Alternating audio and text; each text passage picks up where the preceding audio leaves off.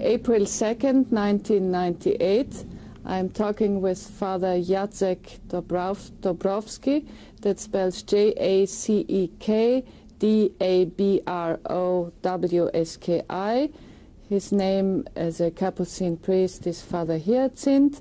We are in Manville, New Jersey, in the United States of America, and the language of this interview is going to be English. Okay. Father Jacek, would you please give me your full first and last name? My first name is Jacek in Polish, and last name Dabrowski, Dabrowski. Do you have a different name as a priest? As a priest, Hyacinth in English. When were you born and where? I was born in Niewodowo, near Łomża in Poland, in 1908. Which day? What is your birthday? 15th of January, 1908. So you just had a big birthday, hadn't you? Excuse me? You just had a big birthday. Yes, yes. Your hometown, where is it located in Poland? In which part of Poland? In the north, in the south? It is north, in the middle. How far away from Warsaw? I would say 100 miles. Tell me about your father and your mother. What was their names? My father is Anthony Dabrowski, and my mother is Elizabeth Dabrowski.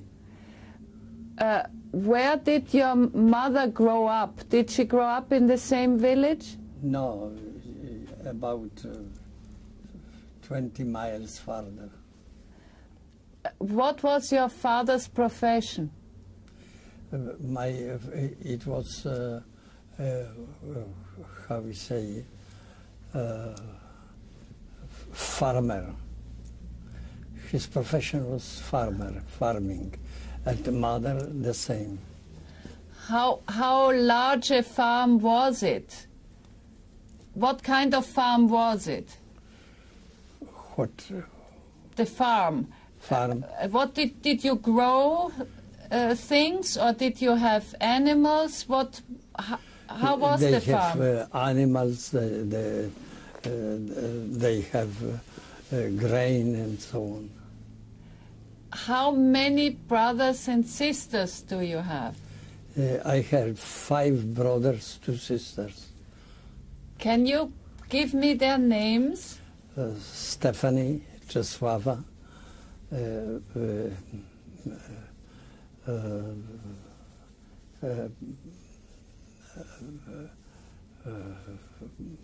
Mateusz, Jan, after I was.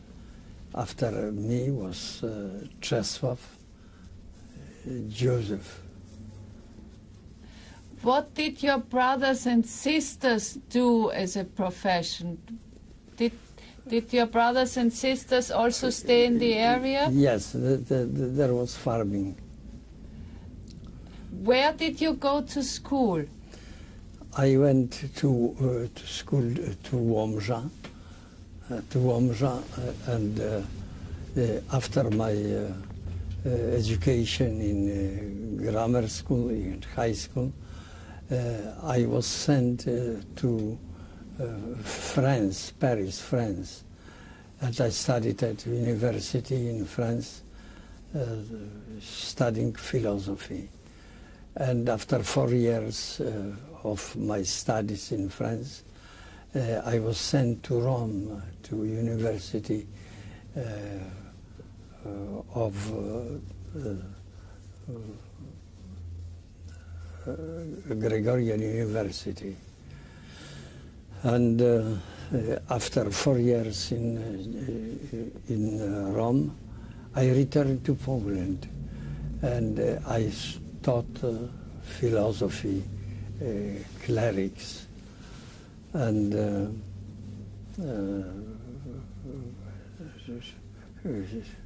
in 1924, or I was arrested. May I ask you a little bit more about your family background? What religion did you grow up in? My family was very good Catholic, good citizens, and they were arrested by Russians, deported to Siberia, and after return from Siberia, when Poland was independent, and mother died a year after liberation from Russia, and father 3 years. When were they deported to Russia? When?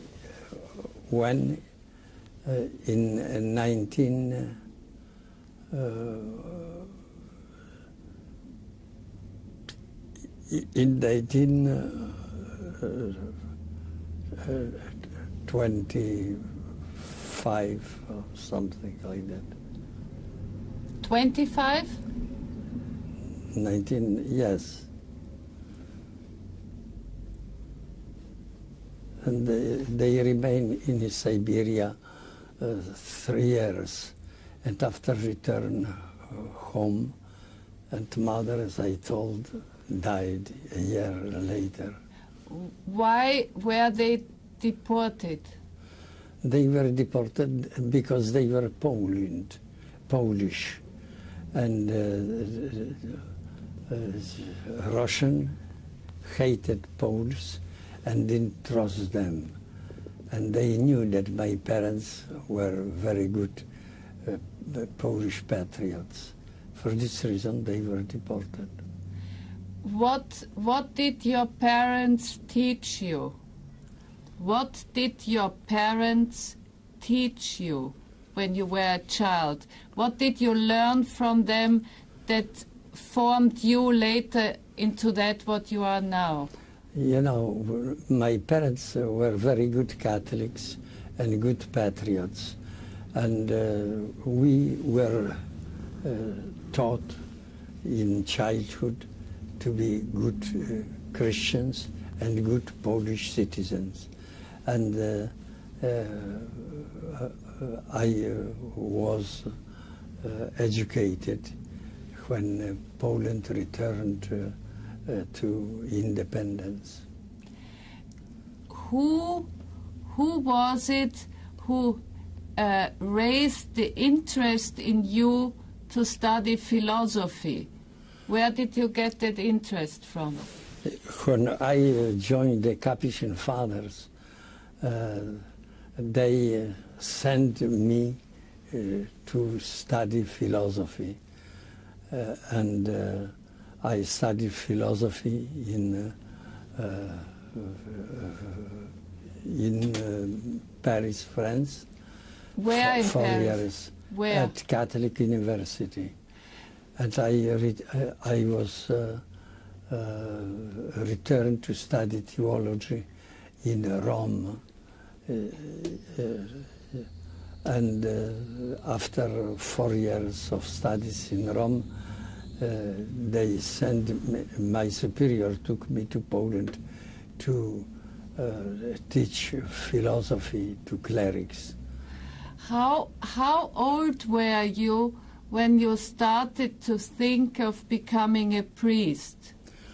To become a priest, I was 22, 21. Was there another priest that helped you with the decision? Who helped you with the decision? Was that somebody in the parish, in your community? Was it your parents? Where did you get the idea from? No, I get the idea suddenly while praying in Łomża, in the Capuchin Fathers Monastery. I got the idea that God calls me, and I accepted it. And my mother was very satisfied. My father was dissatisfied, angered, and he went to his pastor to tell him this. And pastor said, no, he shouldn't go to the Capuchin, but become a secular priest. And the father came back with this idea, and I protested. I said, no. I decided to become Capuchin, and I was called by God, and I have to listen what God told me. Why was your father upset that you wanted to become a priest? Because he had nothing against to be priest, but to be Capuchin. But because he believed that it's too difficult for me, that I will not support. And then later what happened? Was Later, my brother wrote me a letter when I was in Paris, France, that my father and mother in the evening are sitting quietly in the room and praying for me, that I will preserve, I will become priest and Capuchin. Did you pray a lot in the family? Did you, as a family unit, pray together? Yes, we were very good. We loved each other. But in terms of your religion and believing God, yes. Who was your first teacher? Father and mother. Both. Yes. Can you describe a little bit your mother?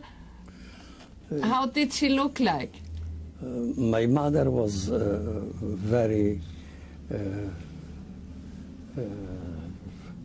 good Christian, a very good human being, and she was kind towards people and kind towards his children.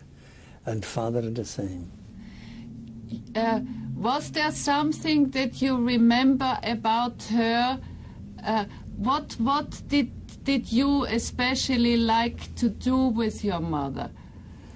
Was there something where you felt very close to her? I knew that she is praying, that she is believing in God, and the principles of Catholic faith are guiding her in her daily life. How far away from the church did you live? How far away was your home? Oh, about 5 miles. How did you get there when you were children on Sunday? How did you get there? We have cars and we rode there. And my parents did everything possible to keep us near to the church and near to God, who is our Creator. Did your parents, when you were talking in the evening, did you talk also about the country, about politics, about history, about what being a Pole meant in these times? We were under occupation, and we knew our occupying authorities, and we didn't agree with them because they took our country as their own, and we believe that we are different people.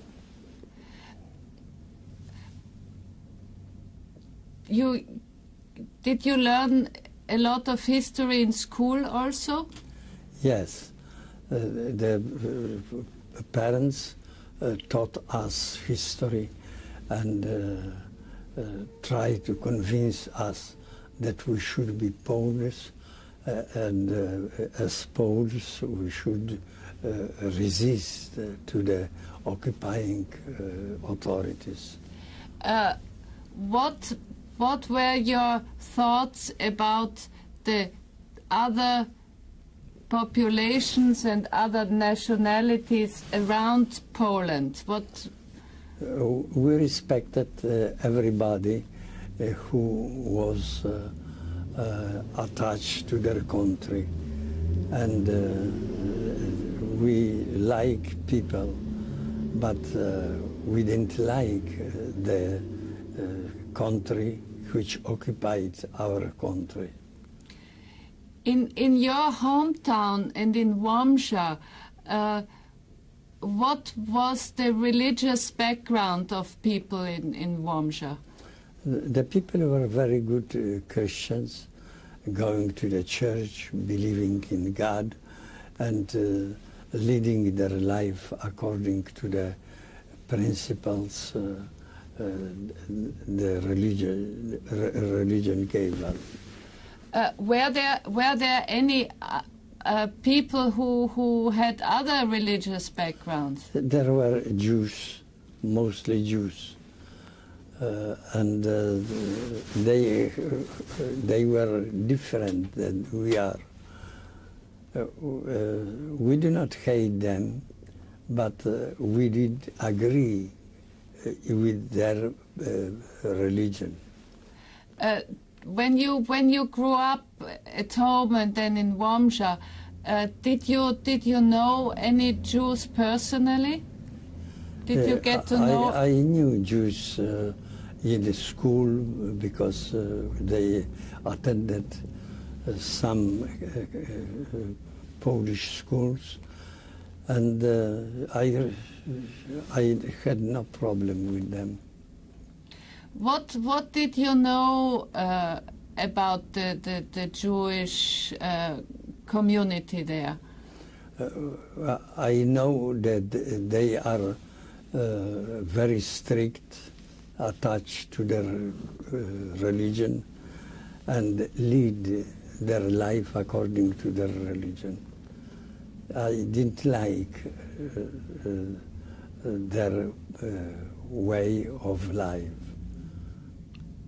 Did you get in contact with them in everyday life? Was there any interaction?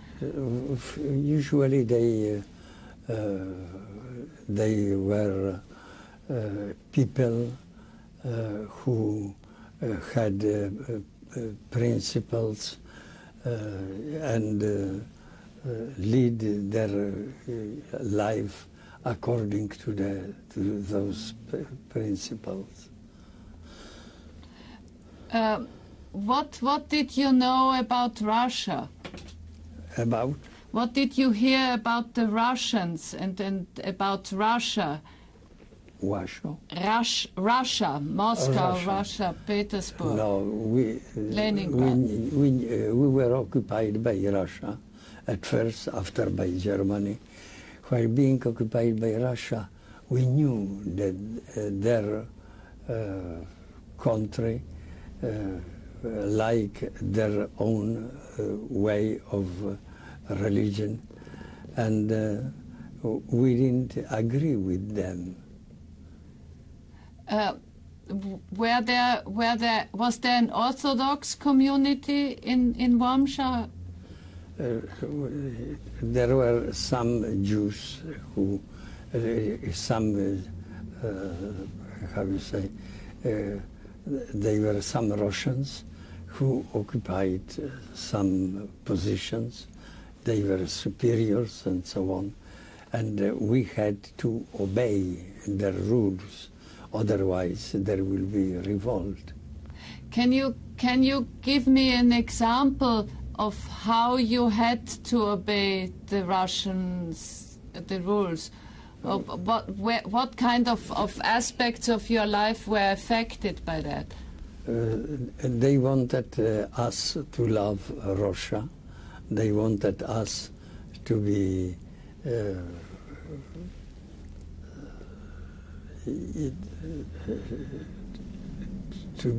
to agree with the Russian way of life. But in our home, we knew that they are our enemies and we are unable to obey them. But we should be very good Christians and support them.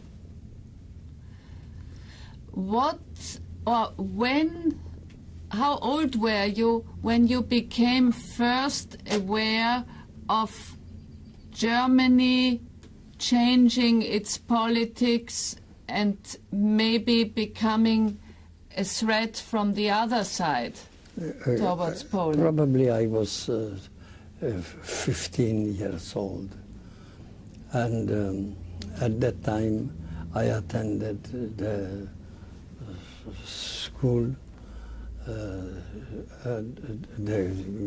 grammar school and high school, and we tried to remain Catholics, remain Poles, and didn't like German. And the same, we didn't like Russians. Was there a difference in your feeling about the Russians and the Germans? In which way were they different, a different threat to you? We knew that the Germans tried to occupy our country and be strict with us. And we knew that Russians were the same, but in some way they, as slaves, as Slavistic people, were different than Germans. But we didn't like Germans and we didn't like Russians. Can you tell me who were your friends when you went to high school? What friends did you have? I have colleagues who attended our grammar school, and some Jews wanted to be helped because they didn't understand very well Polish. But they accepted very well our agreement, our help. In which way could you help them? We were in the school listening what the teachers are teaching us, and we knew that very often Jews didn't know how to write, how to express, and we help them.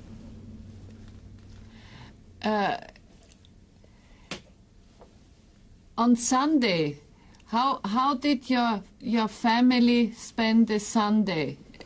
We tried to be at Mass in the church, and after we remained home, and we paid visit to friends and received the friendly people in our home. Was your mother a good cook? Very good. What did she like to cook? Normal cooking. Did you have you were so many brothers and sisters, did you have a specific task within the family, something that you always needed to do? No, we were speaking together. But our sister very soon were married, had their own home, and we had to agree with them. Did you help with the work in the farm? Did you help at the farm with the farm work? Farm? In the agriculture, did you help your father and your mother when there was harvest? Yes, or with the father and mother worked in the farm, and my brothers too. Did you sometimes work there also? Yes, but going to school, I work in the farms with parents during the vacation only. Were you the only one who went along with studies? With whom? Between your brothers and sisters. Yes. Were you the only one who went to study? No, the younger brother as I went also for high school. And what did he do then? He entered the Capuchin Fathers High School in Łomża and remained, become a Capuchin after. What was his name? Robert, and he died. He died about 4 years ago. Yeah. When you decided to study to become a Capuchin, who decided for you that you would go to France? Who made the decision that you would study in France? Oh, my order. My order gave, after my novitiate, they sent us to France to study there. We stopped this tape. The first tape is finished. What? The first tape is finished. Yes. This is tape number 2. Did you know French when you moved to Paris? Yes, I knew some French, some German. I studied German as second language, foreign language. But French I learned in novitiate. My superior was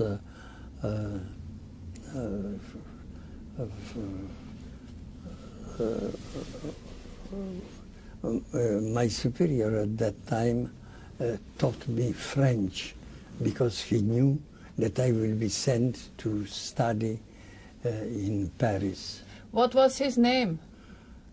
Father Daniel.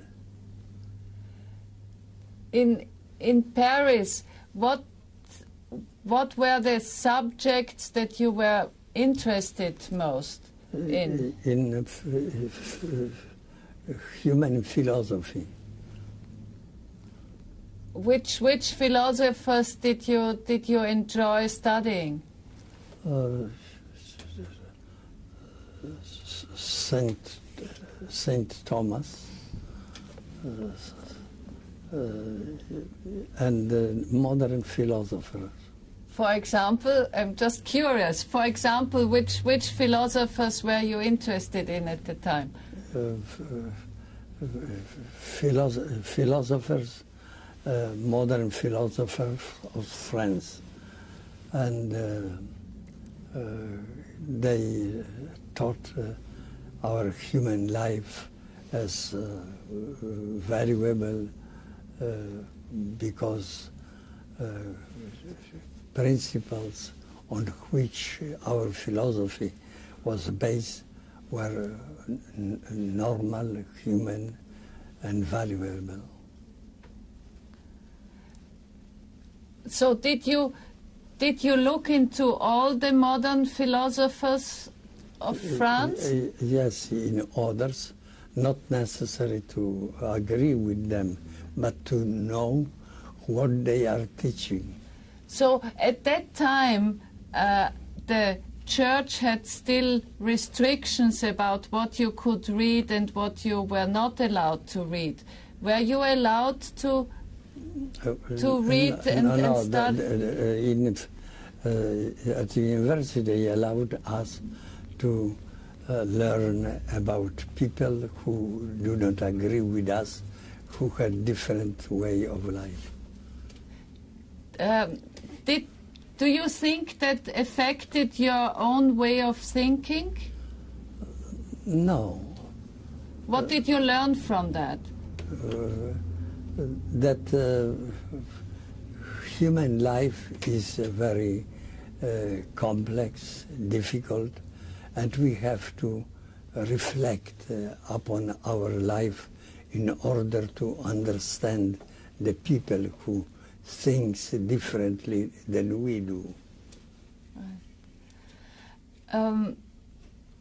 Did you like to be in Paris? Yes, in some way. I knew new culture, new language, new way of life. Did you make friends from other places while you were in Paris? Well, we were friendly. We knew the families of our comrades and so on. Were your comrades all French? Were your comrades all French? Were they all from France? Were you the only Polish student? No, French. French. We knew French people and French way of life. And then in Rome at the Gregoriana, yes. Who did you meet there? We met people from whole world.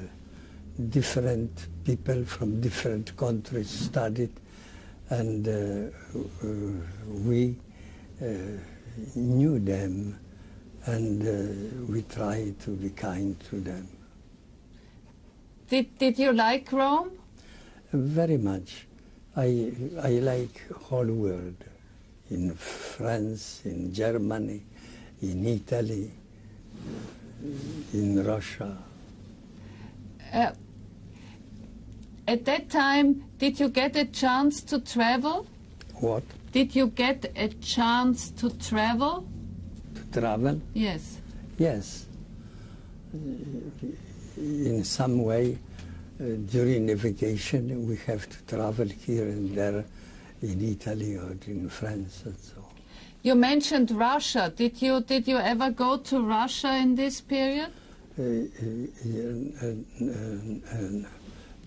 Not. We went to Russia at that period in the way the Russians were living mostly in Poland. Back to Rome. Can you tell me which were the years that you spent in Rome? I spent in Rome 4 years. Do you studying. know which years that were? Which year was? Probably it was 20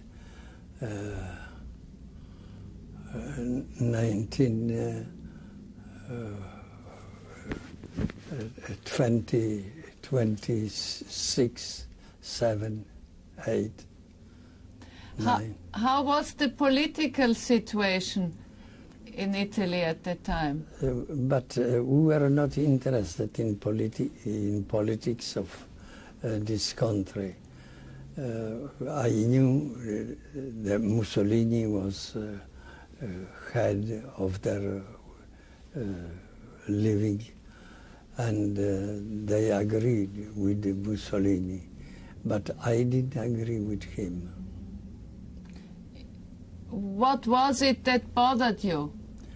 You know, he didn't respect the right of people who were for different countries and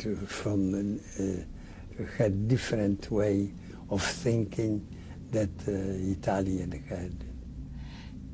Did you come across people while you were in Rome who made you feel that they didn't like people from other countries? No. I was observing the human life, and I knew that some people are good, some people are bad, some people are understanding human situation and human life. While you were in Rome, you studied at the Gregoriana. Where was your room? Where did you sleep? Where was your home? We had Capuchin Fathers International College, and we lived them in this international college. Where is that located? Do you remember? It was located in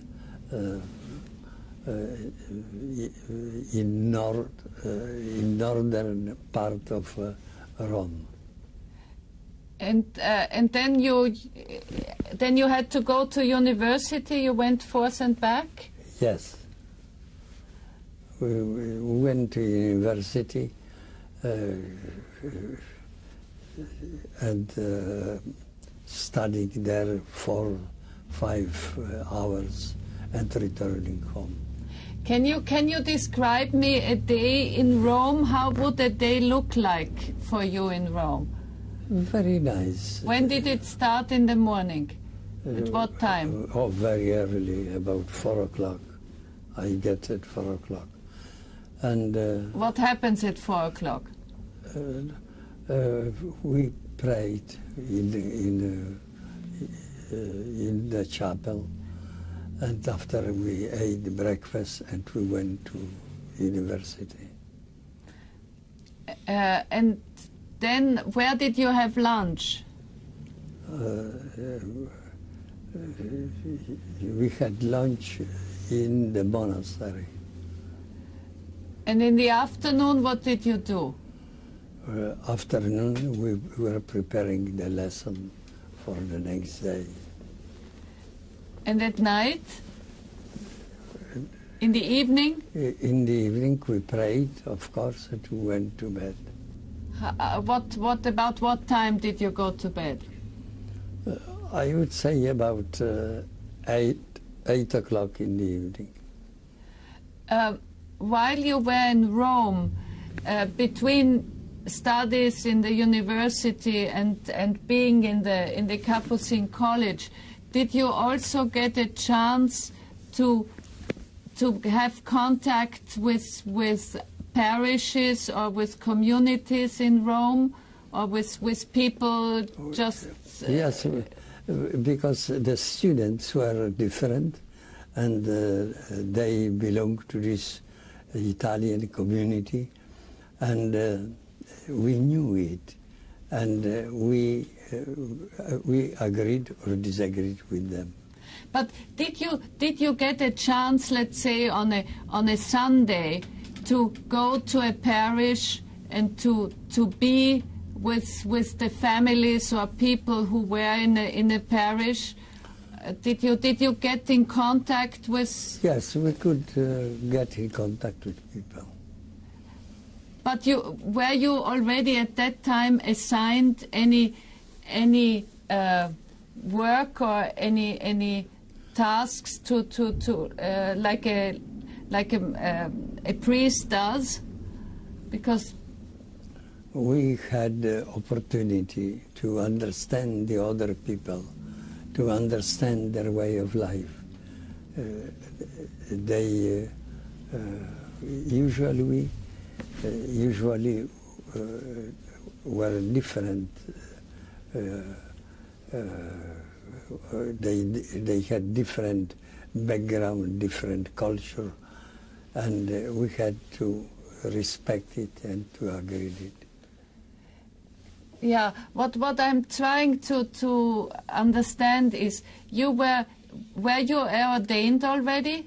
Were you an ordained priest already when you were in Rome? What kind of priest? Or if you were already a priest, or were you still a novice? After a year, I was ordained. Yes. In Rome? Yes. Who ordained you? Representative of Holy Father in Basilica of Saint John the Lateran. Were there, how many others were with you? Was this a big group of young priests? Yes, there were. When I was ordained priest, I guess we were about 200. Was there anybody present from your family? No, no. Did you? Only I notified my family that I will be ordained and so on. And I went to church and prayed. At that time, how did you communicate with them? In which way did you communicate with your family at that time? I talk with them through radio, through television, through the way of Was there? Did they have a telephone at home? Yes. They had yes. a telephone. Yes. And so I talk with them on telephone. I wrote them a letter and so on. Did it take a long time for a letter to reach them? No, about 2 days, 3 days. You stayed in Rome. Who was the Pope at the time? Pius the Ninth. Did you ever get to the Vatican? Yes, we could visit the Vatican every Saturday, Sunday, when we had no lesson in university. What did you do there? We see the museums, the exposition of arts,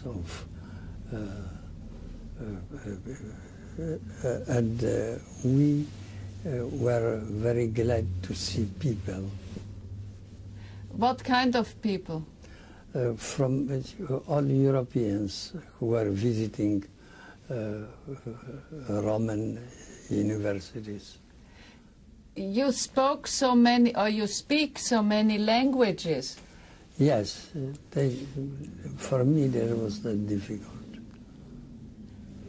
I could speak Russian, German, Italian, French, and so on.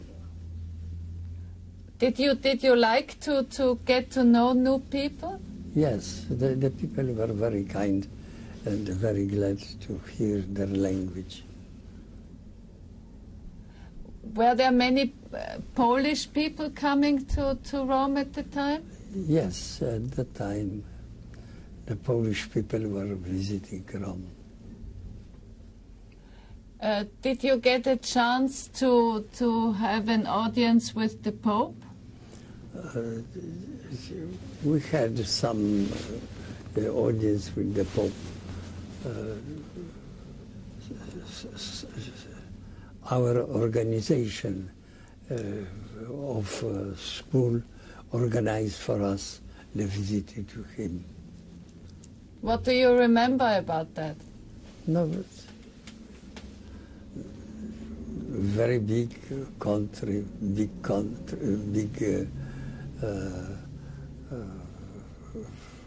farmer, big agreement, big people, and so on. We met Jews also. We agree with them and we like them. And when you were finished with your studies in Rome, Yes. What happened then? What happened next? Where did you go after Rome? After Rome, when I finished university in Rome, they called me to return to Poland. And I returned to Poland and I teach teaching philosophy. But after a year of teaching philosophy, my superiors were not agreeing with me. Why? They believe that I am too progressive. And so after 4 years I was assigned to be superior of high school in Łomża. What did you do that made them think that you were too progressive? You know, I was as educated. I was considering my way of life very normal, but they didn't agree with me. But nevertheless... Was that your way of life in terms how you behaved, or in terms of how you were thinking, or both? Both behave. What was different? What was different when you came back? I asked my student to play sport and so on, and my superior didn't like it. They will be quiet and so on. Did you like sport? Oh yes, very much. What did you like to do? All kind of, how you say, ice skating, playing basketball, and so on. So the behavior that was different was because you liked to have your students be more open in sports? Yes. And what else? What was also different in your behavior? They didn't like it, that you have to stay in your room and so on.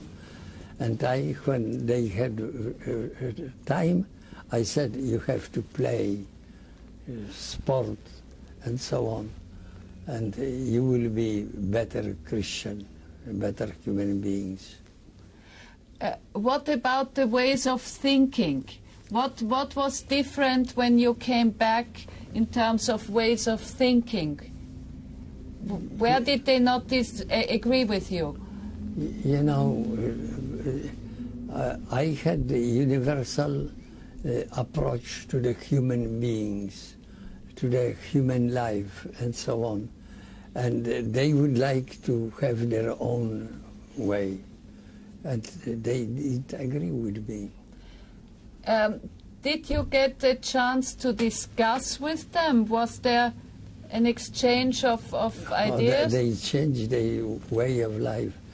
When our monastery in Lublin was arrested, about 30-some people put in prison and so on. They gave me permission to go there and to get in touch with those imprisoned monks. And I gave them money and food and so on. When was that? When were those monks arrested? Do you know? Do you remember when that was that those monks were arrested? It was 1940, 45, 46.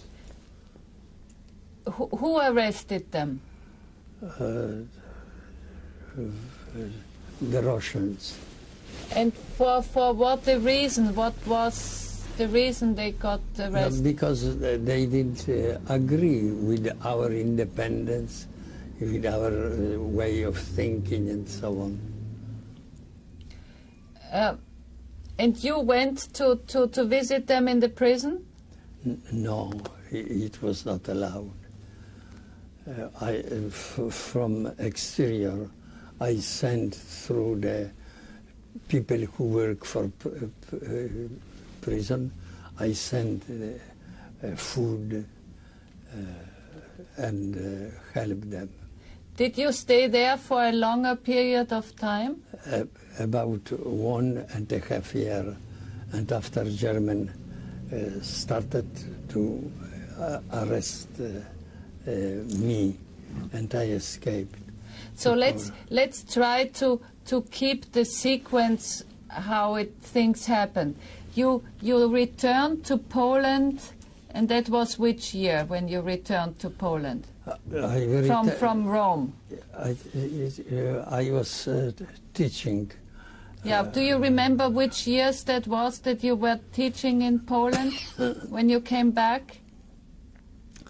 I would say from 1940, 44, 45. I was teaching them.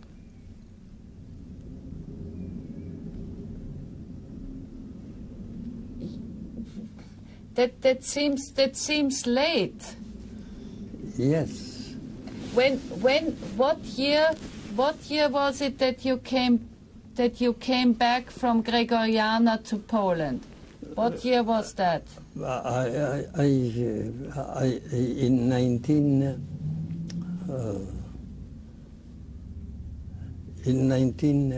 You said you were in 39 and 40. That's when you came back? Yes.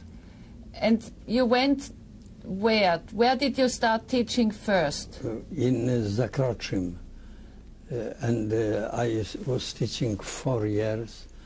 And after they made me the director of high school.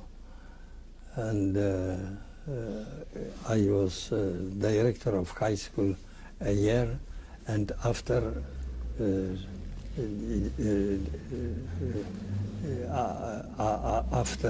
this year of teaching high school, we were arrested and put in the German concentration camp. Which high school was that you were the principal of? Warsaw High School. Was that Capuchin Fathers? Yeah. And what was the reason, do you think, that you were arrested?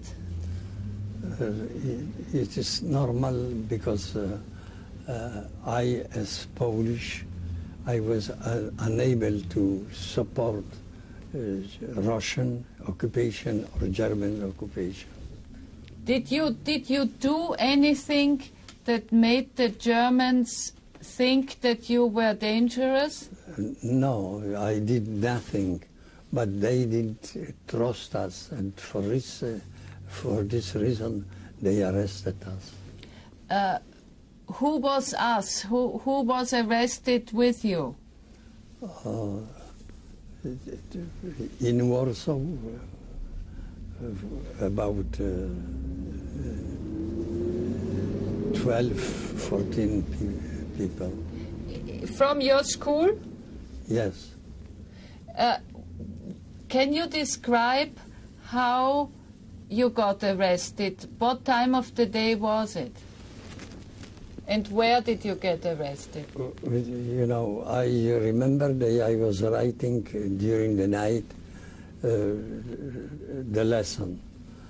And finally, there was ringing the bell. And Germans were occupying entrance to the monastery. Did they wear uniforms?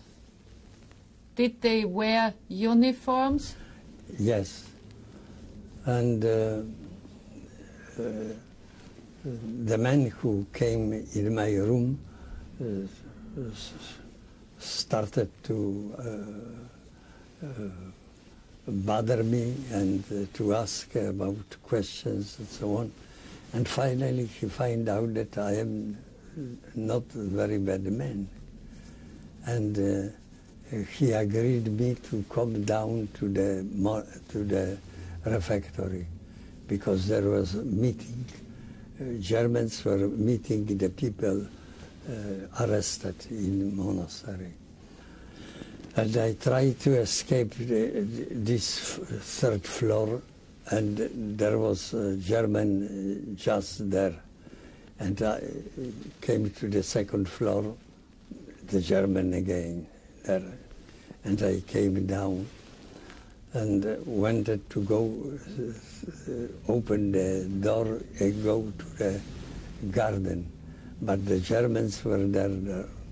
And so I had to go to the monastery, to the refectory.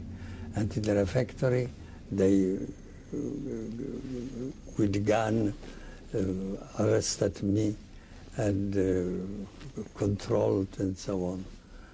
And when about 12 people were gathered there, they took us to the car and brought to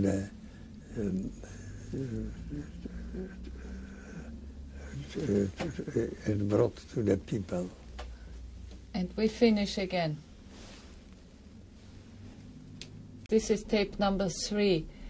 Who were the other people who were arrested with you? In the monastery, only 12 monks. They were all monks? Yes, and they brought us to the Pawiak prison. And we remained in Pawiak prison about 2 months. And after they deported us to Auschwitz. Can you tell me about the Pawiak prison? How did that prison look like? It is done. We came there. German question, ask different questions. What did they ask? What do you agree? Do you agree that we will occupy Poland and so on? What did you say? I said, I have nothing to say. How did they behave towards you? What? How did they treat you? They treated us very strictly. We were put together, and they came to see us during the night and harass us, gave us the threat and so on. How did they threaten you? They beat us and so kicked us and so. Could you talk between could you talk with the other monks you were with? Could you talk with them? Were you allowed to talk among one another? When we were in the same room, we were talking together. How many were in one room, in one cell? It depends, 12, 20, 6. Where did you sleep? On the floor. Did you have a blanket? No. Did you sleep just on the... Yes, yes. How were you dressed? What did you wear? Normal, they gave us prisoners uniforms, and they were non-pleasant and so on. Do you remember, did they accuse you of any specific thing that you might have said or done? No. No. They kept us there and didn't allow us to communicate and so on. Did all the guards treat you in the same way? Did all the guards treat you in the same way? Usually in the same way, but it depends very much upon the character of the men, and so on. They were not so bad. What language did they speak? German. They speak to us German. I speak German. I had no difficulty with them. Did the other priests speak German? No. Some speak, some not. Was it useful that you spoke German? What? Was it useful for you that you spoke German? No, when they spoke to me German, I have to answer German. And they knew that I speak German. Why did they beat you? What? Why did they beat you?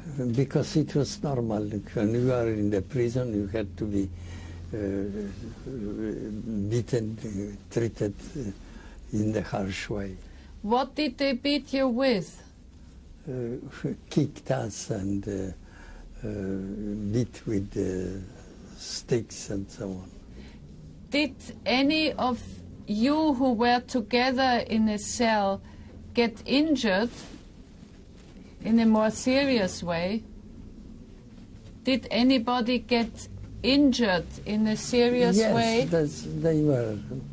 But it was normal. In prison, we didn't pay attention to it. Did you get enough food? Not very much. The food was very bad. Did you have a possibility to let your family know what happened? No. We had to say something good. Could you receive anything from the outside? Usually not. But if we had some Polish guards and so on, they received from our families and gave us. Did you know who were the other people who were put into Pawiak prison? Did Yes, you know who were the others? Because the prisoners were talking to each other about their founding and so on. What did you hear about the others? Who were the others? The Jews were treated very harshly, beaten and so on. Poles also and so on. Were there people from other religions than Jews and Catholics? Were there others, as you know? Yes, but rather little, because there were little people. Were there also criminals in that prison? Were there only political prisoners or also criminals, as you know? Different political criminals and so on. Were you kept apart or together? We were together, but we find out who is for what. Did you have a possibility to pray or to say Mass? No. No, even prayers were forbidden. But you could pray in your heart, I guess. Yes, in our hearts, yes.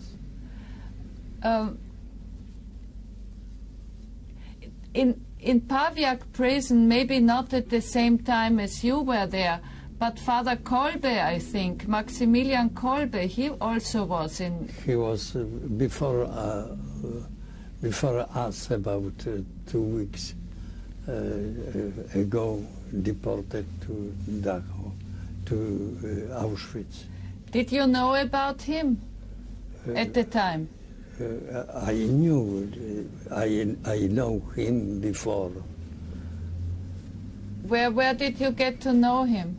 I paid him a visit in his monastery. What kind of person was he?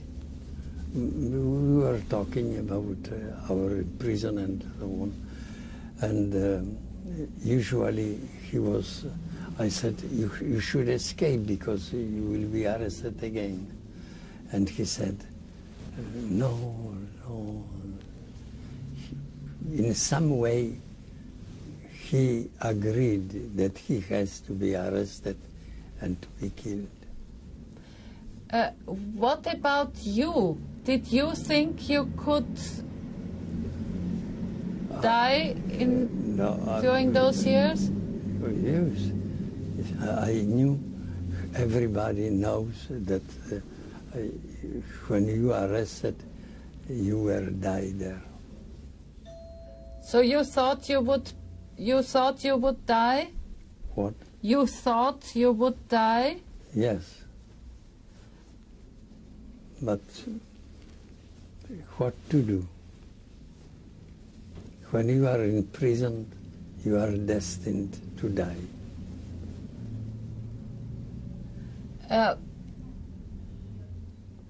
Did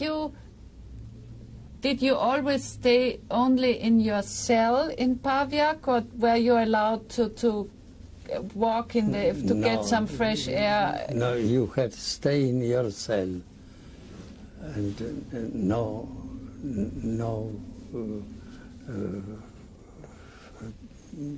freedom to do different.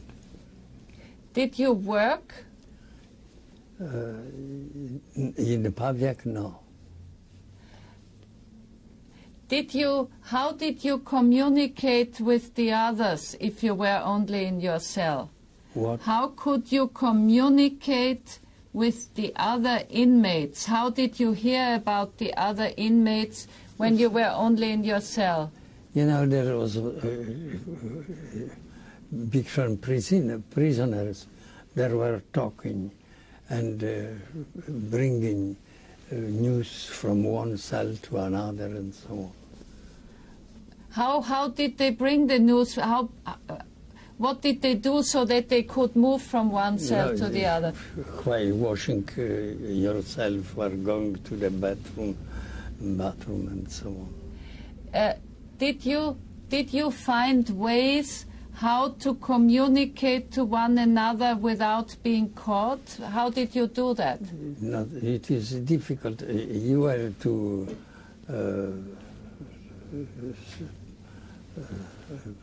the bathroom, you went to the doctor, and so on. And by such a communication, you were able to tell your friends what happened to your friends and so on.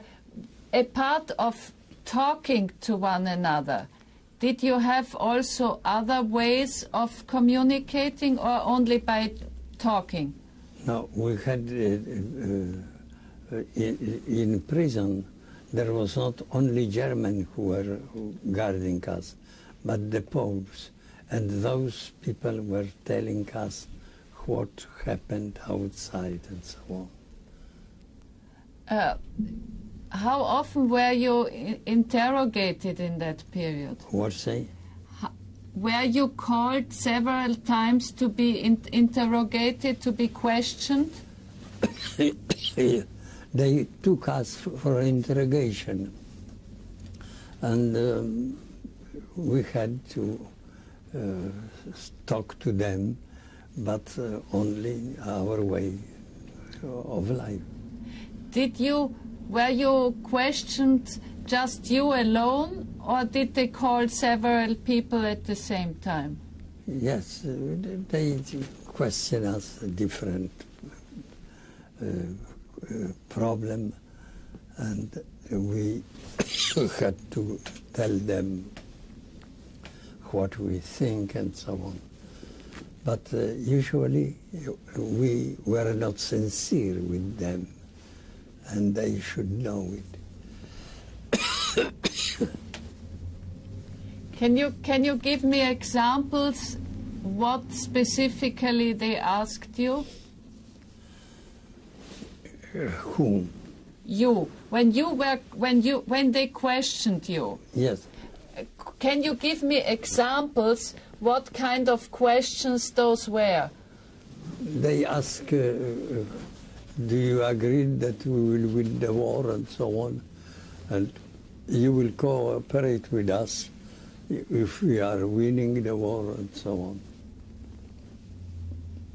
And so you had to not to be sincere with them.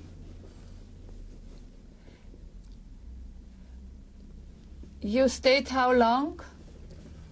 In prison, in Warsaw, I was 2 months. Did your whole... And in Auschwitz, 10 months. And in Dachau, 3 years. The decision that you would go to Auschwitz, when was that made?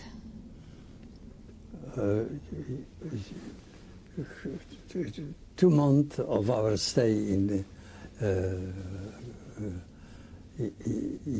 the prison, they took prisoners, kicked them, beat them, and put them to Auschwitz.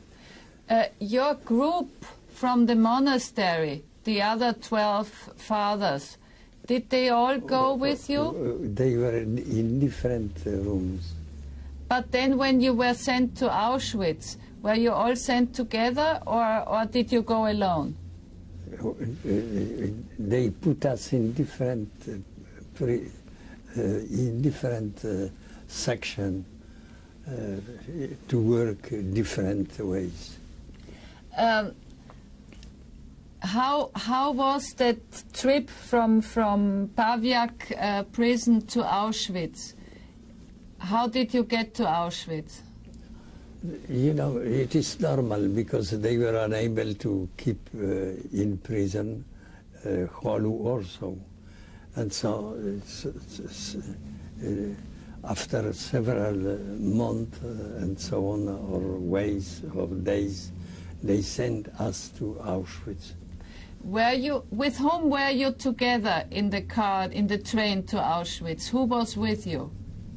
Usually about 10 Jews and our 12 prisoners of our monastery, and some people who were not belong to some monastery. Were those lay people?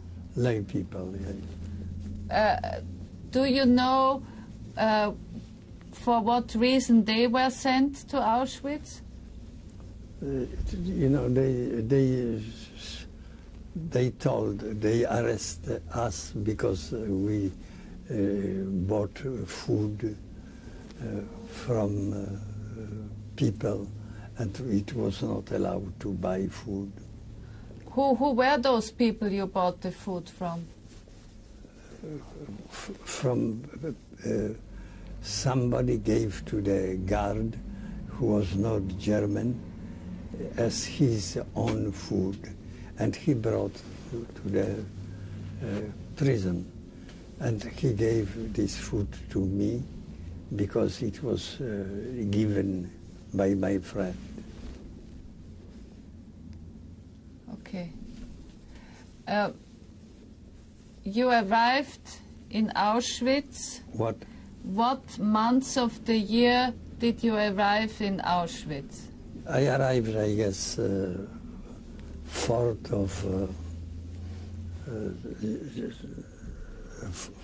of January in 1945. 1941. And it was winter. Yes. Was it cold? It was very cold. And in Auschwitz I remained a month. No, I remained 10 months. What do you remember? What did you see when you came out of the train? What did you see when you arrived in Auschwitz? No, we were surrounded by Germans who were beating us, kicking us, and so on. Did you know what Auschwitz was? Had you heard about Auschwitz? You know, whole Poland knew it. And what happened? They kicked you, they beat you, and then? You know, they assigned us to different work and so on.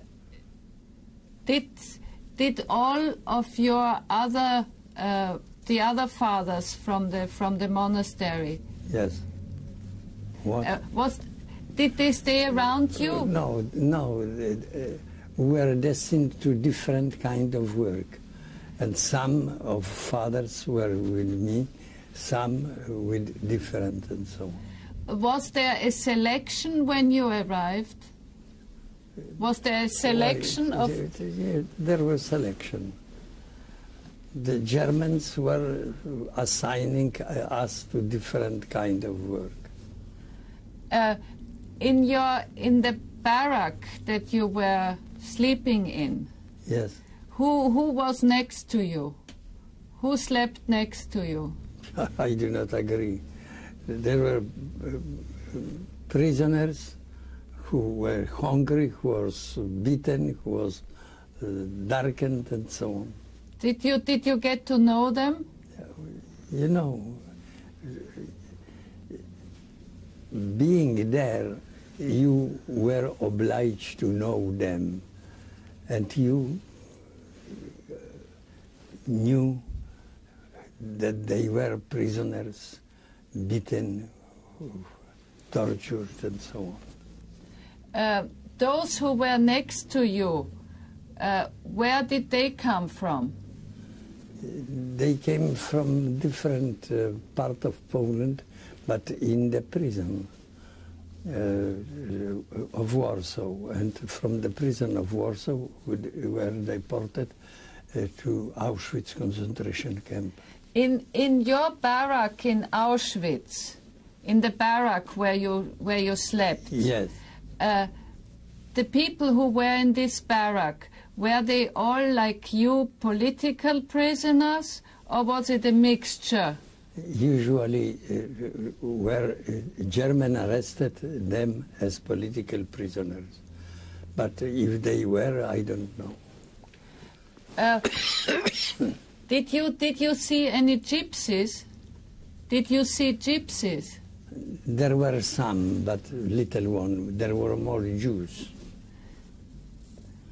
And the Jews were treated horribly. Even worse than we. We were in the same way treated. In some way, the Jews were condemned as Jews, as race. And we were condemned as political prisoners, as patriots, and so on. Can you describe any differences in how the life looked different for you and for the Jews? You know, in some way there was similar, but in some way not. When the Jews were in some way of work, they treated them horribly. They treated us the same way, but not as a race. But the Jews was treated horribly as a race. And some of them were very bad, and some were very good people. I remember when we were put in the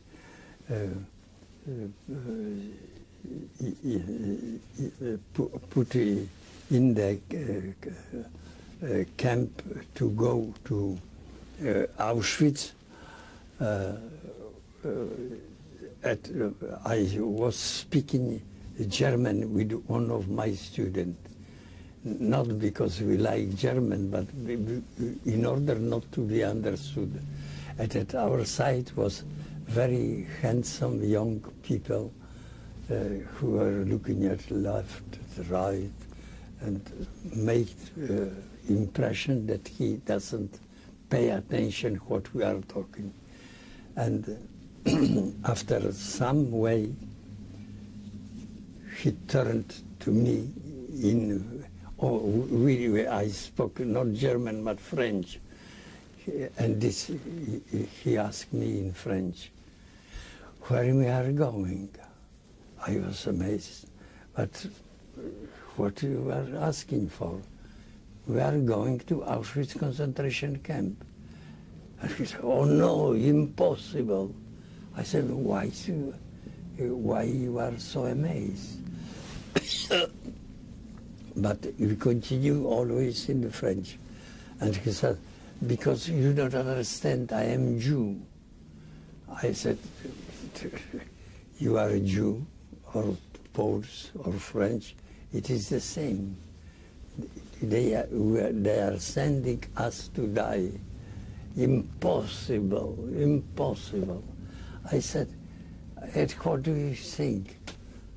And he said, they told us that they are sending us to the prison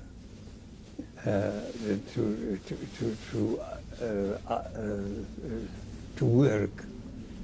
I said, yes, but they didn't tell you that you are sending, we all are sending to Auschwitz. And he called another Jew, but he told me, be very careful because he can betray you. And I spoke to this Jew, and I said that we are going to the concentration. Impossible. We are going for the work in German farms and so on. And so they are talking like that, but you will see what will happen.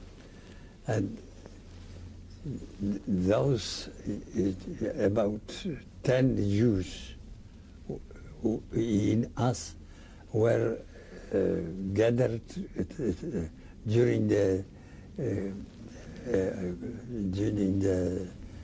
camp. They were separated with us. And I was in the last row, and they saw me.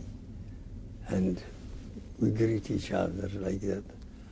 But after about 7 days or 6 days, those Jews were executed at the Auschwitz concentration camp in the block 11. And that was the fate of all prisoners.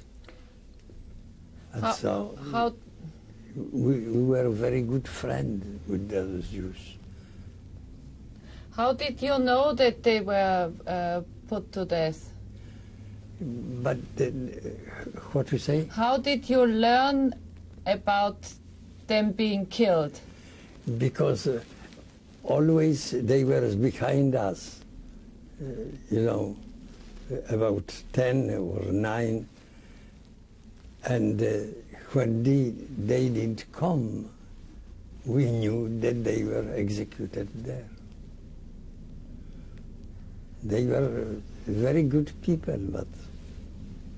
Do you remember their names? No. I knew that only group 10, and there was one handsome man speaking French, and the other were very bad men, because this man who spoke French told me that he is betraying us. Such people.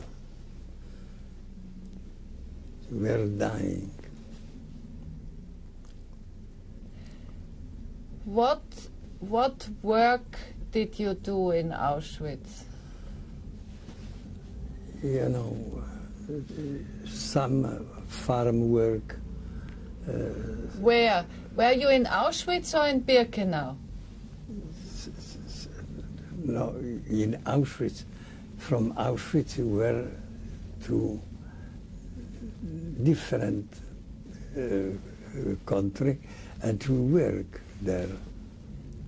Did they bring you outside? Yes. Yes. Under the rifle and so on. Did you go there for longer periods of time? When did you go there? For how long did you go there? No, in the morning you went there, you work till about 5 o'clock afternoon, and you return back to your room. What did you only do farm work, or did you do other work also? Oh, different kind. What Construction of barracks and so on. And then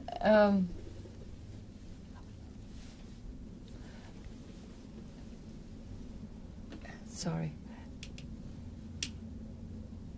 In Auschwitz, did you get in touch? We finished that tape. Yes. This is tape number 4. Before the break, we were talking about the kind of work that you did. And you said you were also constructing barracks. What else did you do? All kinds of work. They gave me the order to work, digging the graves, digging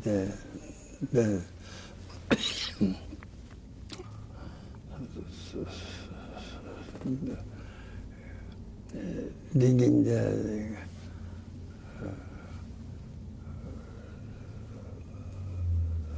row of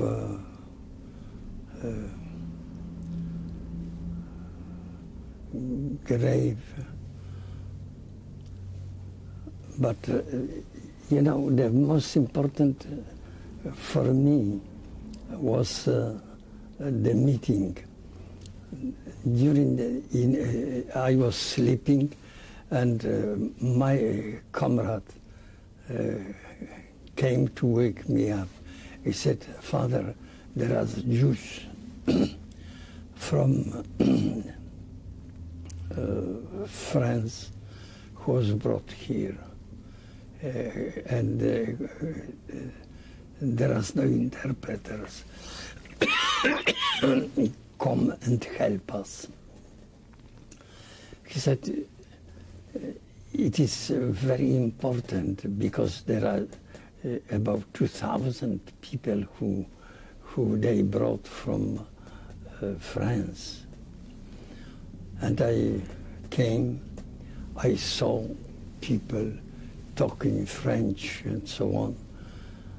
And finally,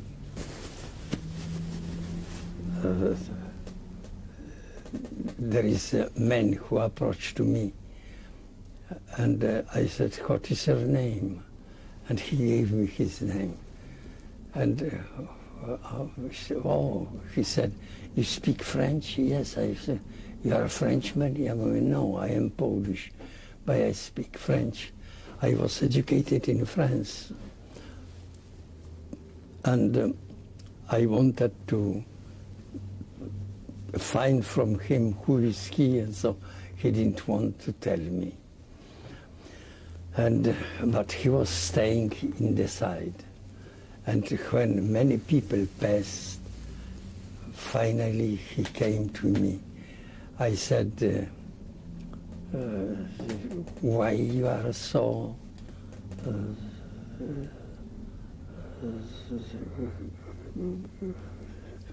closed, you are not opened. I said, why you need to be opened? I am here in the German concentration camp. It is not for me to be opened. It is very dangerous for me. I mean, what is it dangerous? He said, I am Jew. I said, I know that you are Jew. There are so many Jews. And he said, tell me what will happen to us. I said, you know, it is very difficult to tell you. I am not here to tell you what they were doing with you. I am hiding myself as you are hiding yourself. And suddenly he said, I am Jew. You are Jewish, yes. And how it is difficult for you to tell what you are Jewish. Because couldn't know what they are doing with us here. And I said, I am here a few years, and I know what they are doing. They came here not for some pleasant experience for you. It is true that they kill us. I said, they never told us that they came here to kill you. But nevertheless, the people who are coming, after a few days, they are not here. And so she said, I am very grateful to you. She said, I am Jew, I came here, and I heard that they will kill us. I said, probably they will. And I said, you must be very careful. You believe in God? He said, it is very difficult to believe in God. What we are saying, what we are seeing. I said, it is not God's fault, it is humans' fault. Humans are like that. Now, and finally, he said, you know, I am very grateful to you that you are so sincere with me. I said, I am Polish, I am Catholic, I am priest. Why I have not to be open with you? And I said, who knows what will happen? And I said, you know, if you believe in God, it is easier for you to believe that you will be rewarded by God. But if you do not believe in God, there is no sense of life. And so this man finally was reconciled. He said, I know, I am very grateful for my conversations with you. You are here, you have experience, and you will help me. I am going to die. I said, it is almost 100% sure that you came here to die.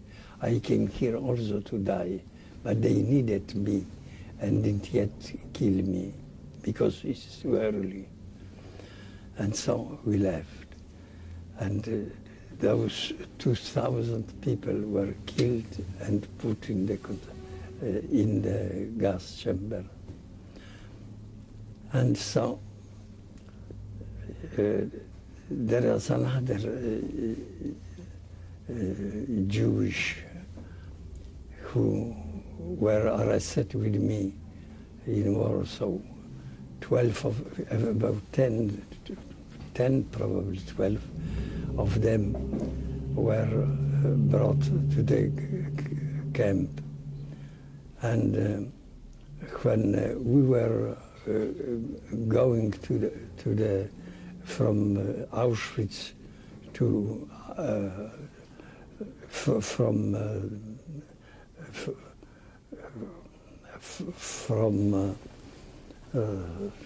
Warsaw prison to Auschwitz. They were beaten by Germans, and we too also. And we were in the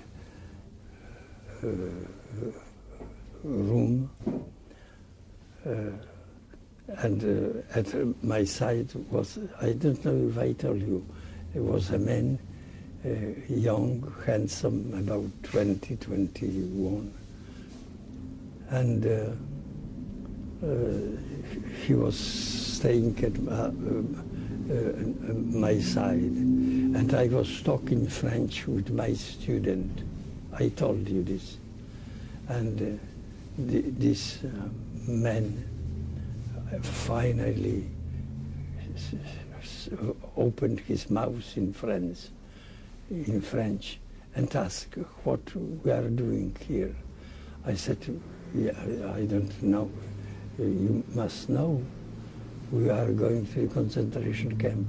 He said, no, we do not go to a concentration camp. We go to work in Germany. I said, they told you this, but finally you will saw that we are in the concentration camp. We arrived at the concentration camp. The blocks were closed, and finally the German came and told us to go out, and to us beating, killing us, and so on. We are standing, and this Jew was with other Jews, and they separated them, not now, but while arriving to the camp. We stood before the kitchen, and there was inscription in German, the Auschwitz, it is a place for work for you. And finally they separated the Jews. They called their name, and those who answered stood there, which were in 2 rows, and those Jews were against us. And finally, they make those two, one who spoke French to me, and one who spoke Polish. And finally, they started to shout after them, and they came out. And immediately they started to torture them, fall down, and they beat him with the legs, with shoes, and finally they were put together, and with us, who were also beaten and so on, put in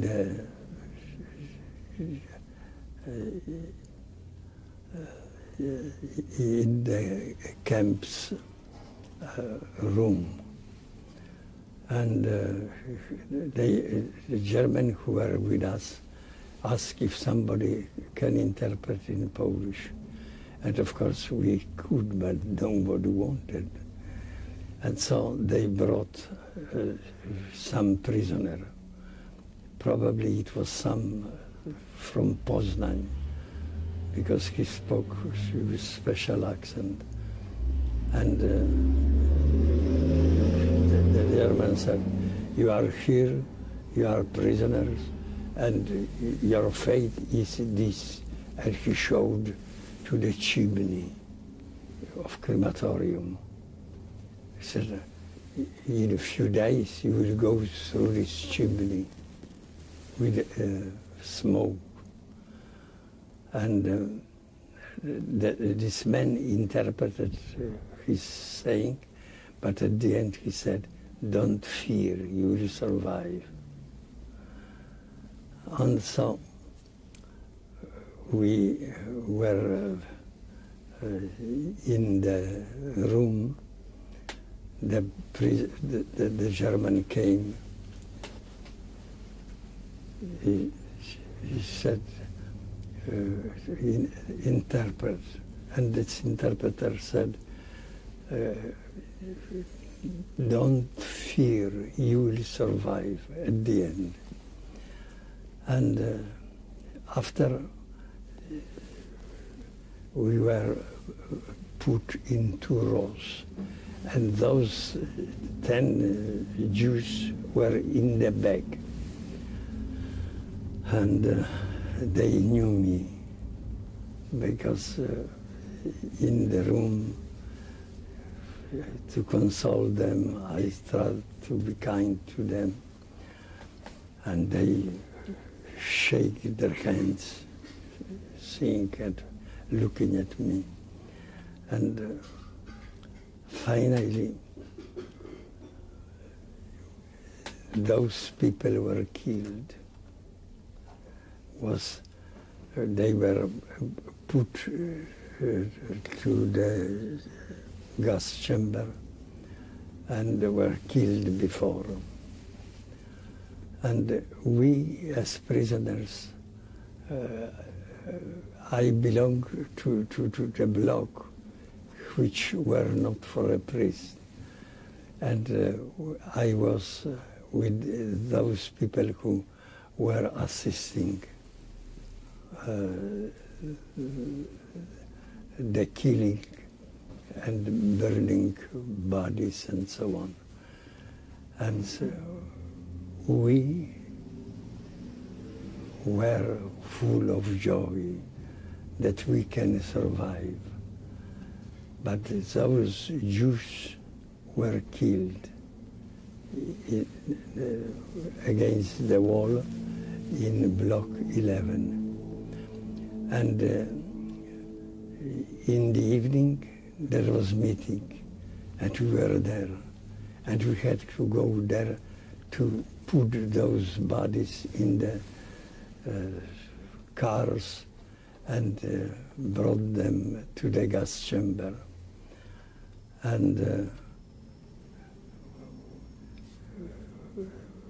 all of those Jews who had faith and hope to survive were killed. It was a horrible experience.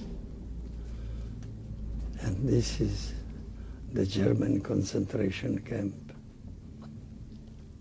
We were there to die.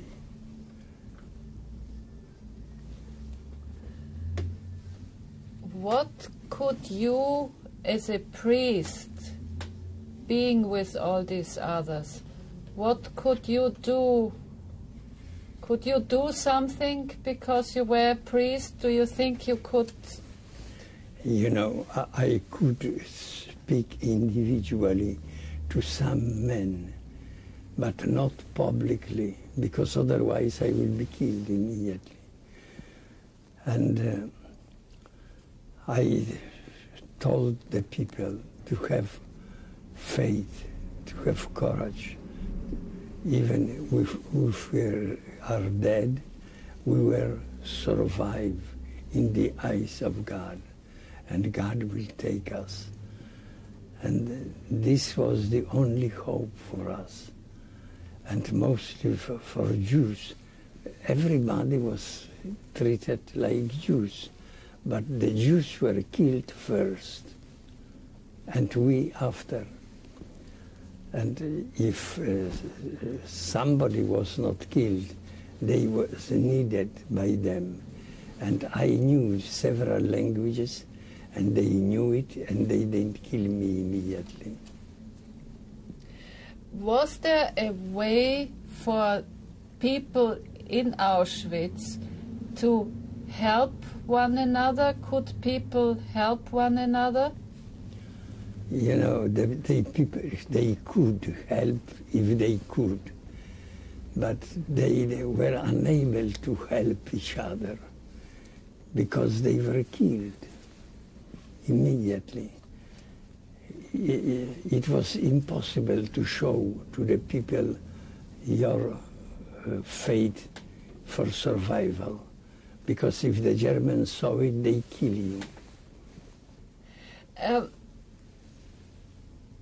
Were people, how was the relationship between people to one another? Were there instances where people got very angry, or what kind of emotions did you observe? Were there emotions? The people are good to each other, but if they were condemned to die, they had to die. But were people suspicious of one another, or did people feel like a unit? No. Those people around you? The people were unable to be open, sincere to each other, unless he was a friend of yours. And we were talking with him separately. And in such a case, they were able to find out a better way of life and to hope that they will survive.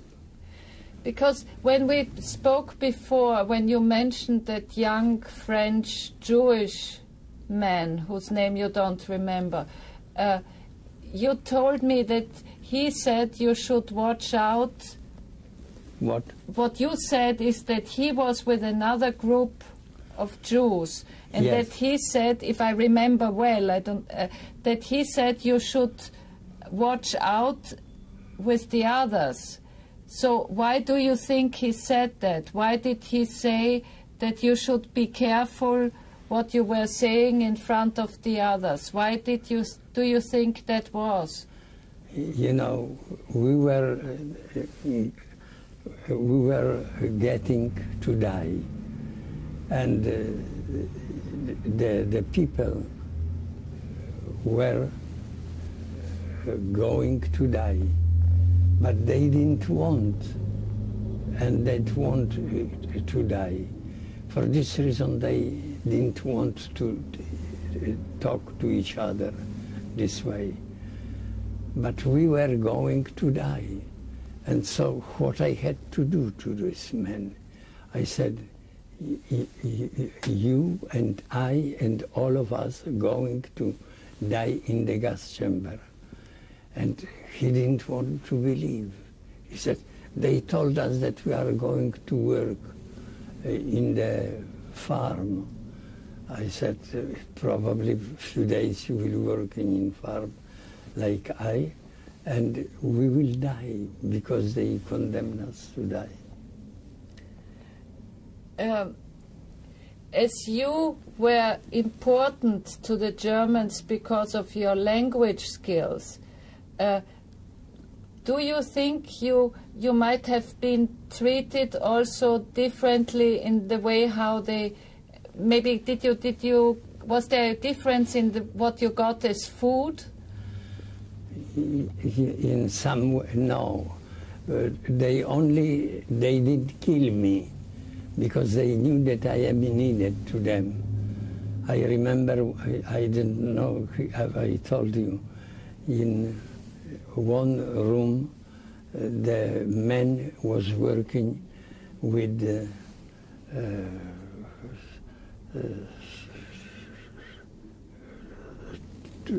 tools, and they wanted to have some tool to give to some Frenchman who wanted this tool to save people, to save himself. But the German who was surviving us saw him, and immediately went to the German who was has responsibility of the block, and told him. And they were, the German told himself to the capo. Capo was the leader of a group of workers, and said, how do you understand Polish or French? He said, no, but I have the Poles who understand it. He told me, I was Professor Dabrowski, who is in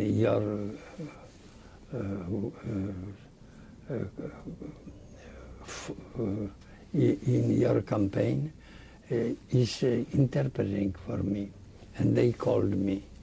And I went to this man, but this man hid himself in the, in the washroom. And I told him, you know, immediately destroy this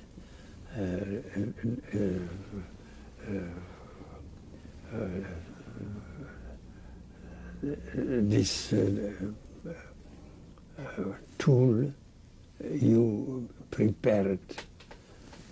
And when he came back, I said, when he will ask you about this, try to destroy. What did he want to do with this? Because he wanted to tell, to take this form of work to his comrade Frenchman, who was working in the camera chamber, and he said, you will be able to destroy something. Would it have been like a weapon, or was it a tool or a weapon that he made? This was a tool. And what material was it made from? What material? He had a piece of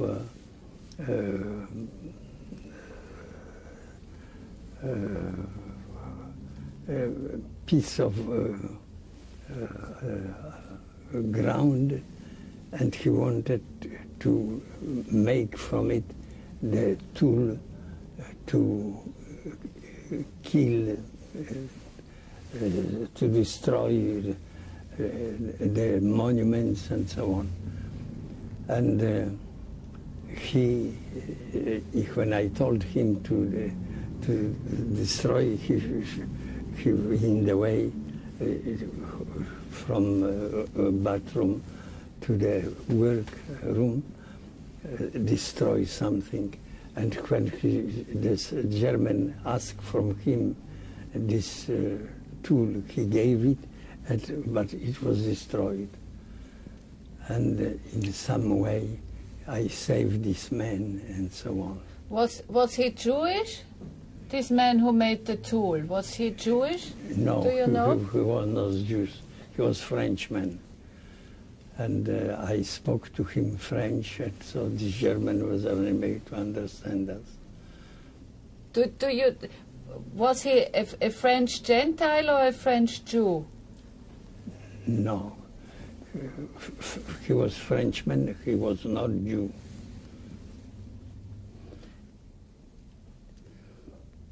And so this man was saved, but he was stupid.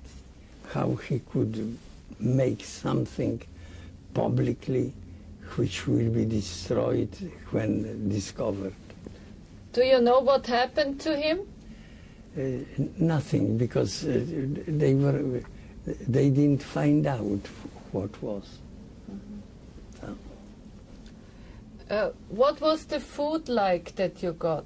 What to say? What kind of food did you get? What kind of food? What did you eat? Food? Yeah. You know, if you found some scrape of potato, you ate it. Because we were hungry, and we were dying from hunger. Was it when you went to the fields to work in the fields? Yes. Did you work to produce some food out there? No. If you find out something, you ate, but they didn't give you more. What did you think about the future when you were in Auschwitz? What? Did you have thoughts about your own future? Yes, I was thinking about my future, but it was very difficult to believe that you will survive. But nevertheless, your desire for life was very strong, and you did everything possible in order to survive. When we will have to stop this tape here. This is tape number 5. In block 11, you were in block 11? Yes, block 11. I was in the block 9. The block 10 was separating us from block 11. And in block 11, I never was as a resident. But between 10 and 11, there was a big, open room, and there was a place where they were killing people. And those who were killed there were killed as a race or killed as enemy of Germany and so on. And I was very often employed as taking the bodies of those who were killed to the gas chamber, to the chamber, to burn the body. And usually they employed us only when the people were already killed. And we have to take for the gas chamber the people killed and bring the body outside and put them in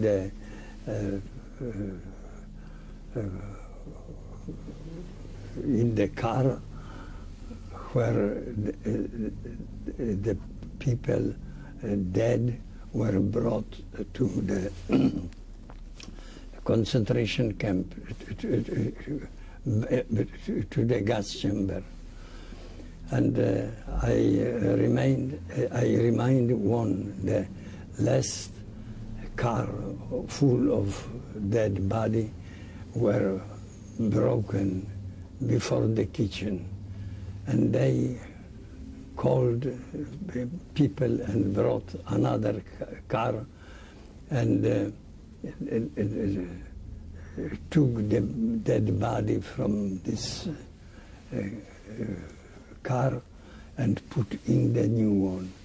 And they brought the bodies to the gas chamber. And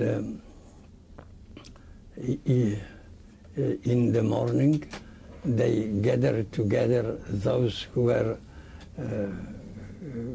bringing the body and gave them a possibility to eat a little more. What did you get? What did you get? I was not there, but they ate a piece of bread with margarine. Was there a way for you to distinguish who was a Jew and who was not a Jew? You know, usually the Jews had different, how we say, sign in the clothes. It was written Jew. And when they saw the man with such a clothes, they killed him the first. What, did you have a sign? Did you have a sign on your arm? No, I had only here P, Polish. What other signs did you see? There was the sign for Jews, the sign for, how you say,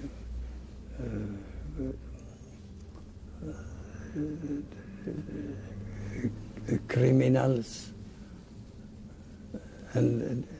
but the Poles had P, red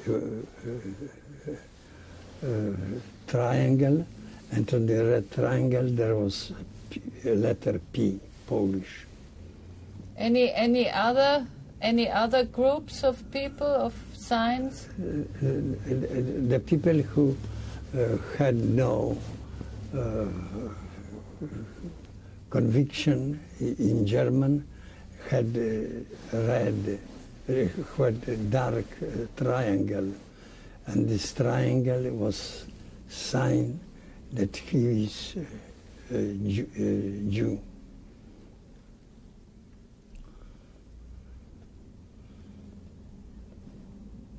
How did you keep yourself? How did you keep your energy up? What could you do something to keep yourself going? It was difficult. It was difficult when you find some. I remember we were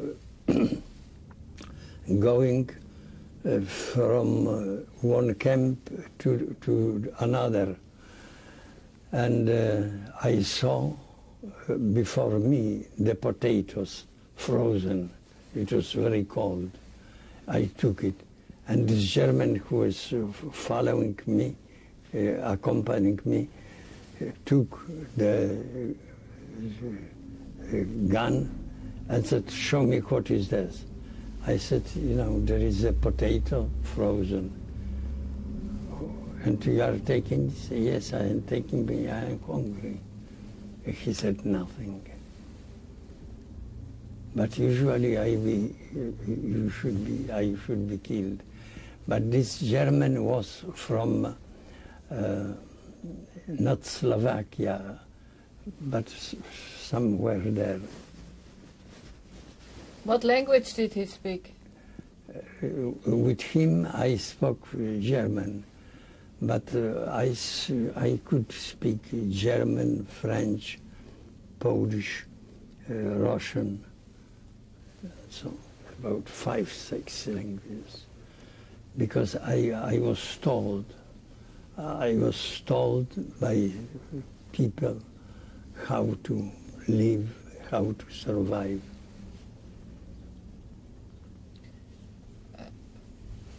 Did you have people next to you that you knew from before? Yes, the Capuchin fathers, or some people whom I knew before, or who came to me and manifest themselves. They are good Christians and so on. Where did you draw your strength from? Why? I'm just imagining all the how your days. Yes, yes. And that must have been really, really hard. And so I'm trying to ask, where did you get your strength from? You know, it is difficult to say.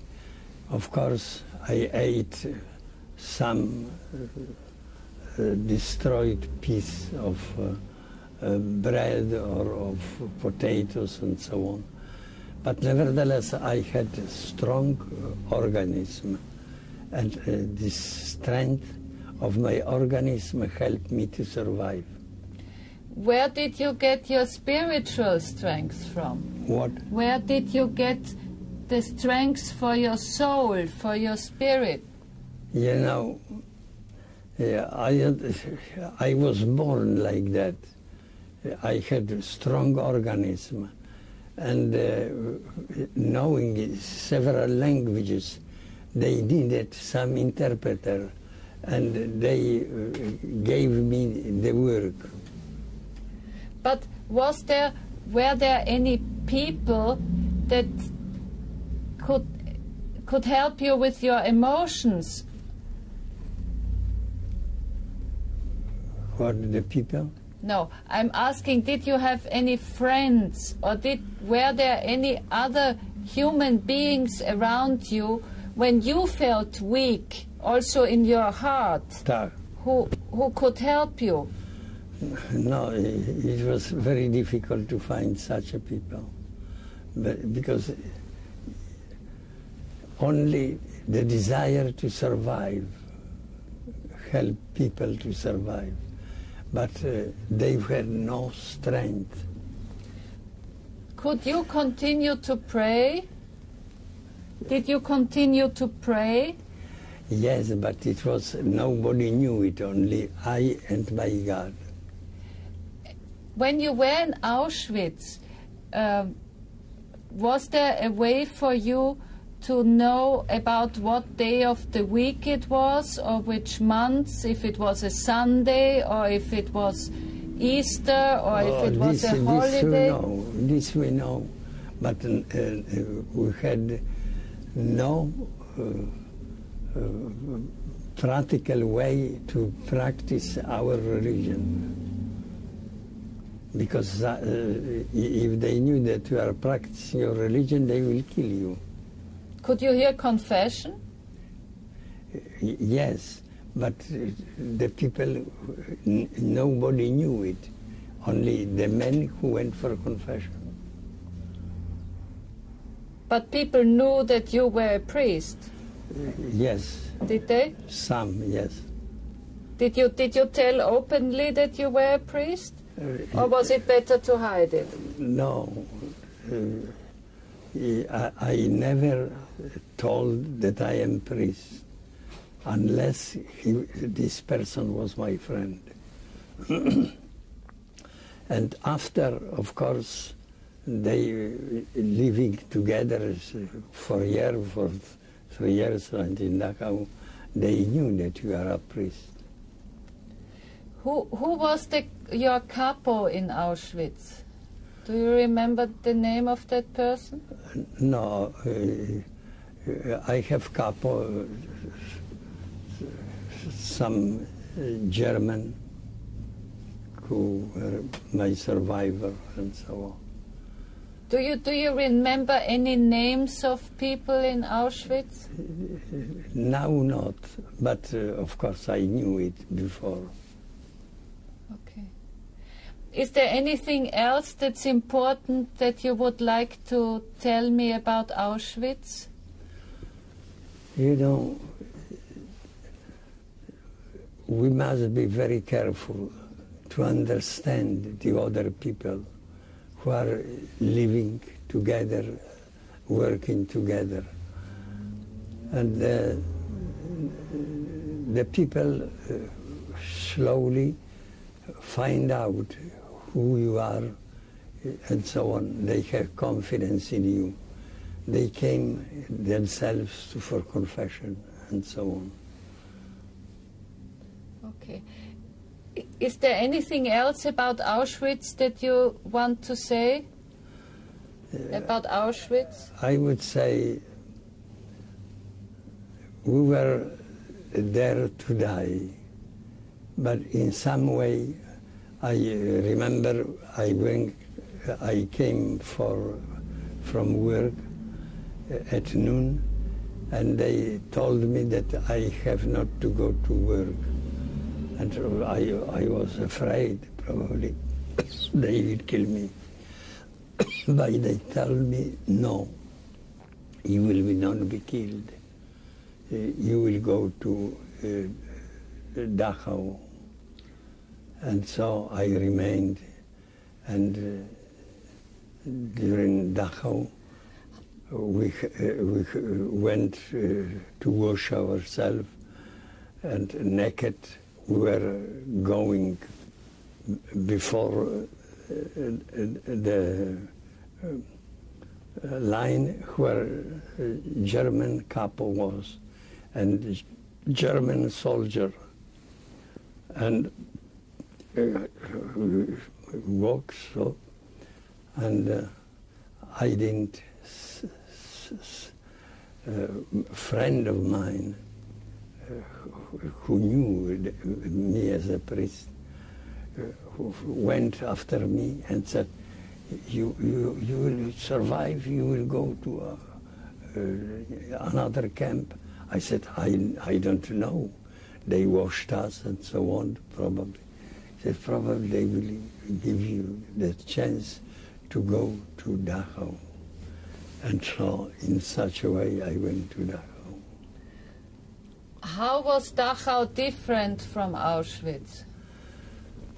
In Dachau, I must say, the people had already experience, and they tried to overcome the difficulty. And they did kill you especially, unless you merited it by some behavior. In Dachau, who were you with in the barrack? In which barrack were you put? In which barrack did you sleep? In Dachau? Yes. There was 2 barracks for priests. 26, it was for Germans, and 28 for Catholic priests from Poland. And I lived in this Polish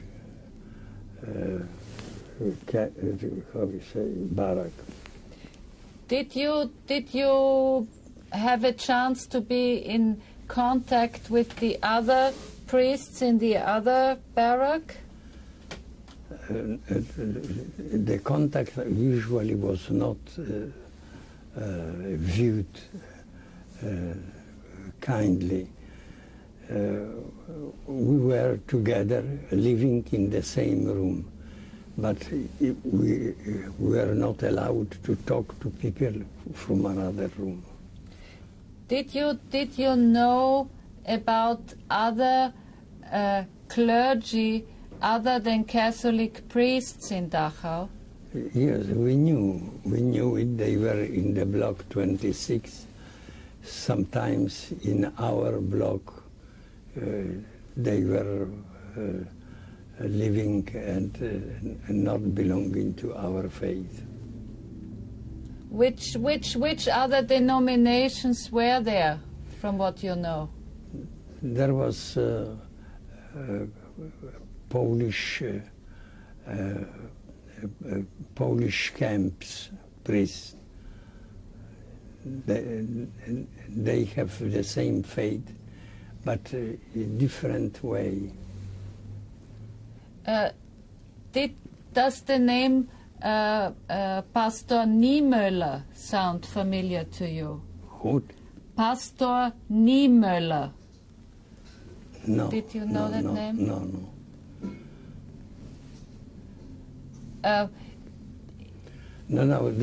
For instance, on this Polish block 28, they were more than 1,000 priests, 1,500 and so on. It was very difficult to know. What did you do during the day? What did they make you do? You had to get up very early in the morning. They will beat you because you have to run out to wash your face with a few drops of water. And after you ate almost nothing in the morning, dark coffee without milk, without sugar. And you went to work.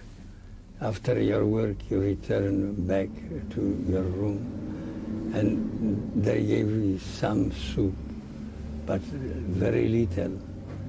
It is not enough to survive. And so the life is very complex. What did you do at night?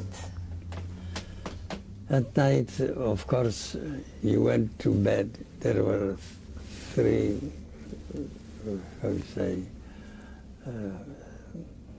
three places, and you lived there. You went to bed. You were sleeping in your room because it was very cold,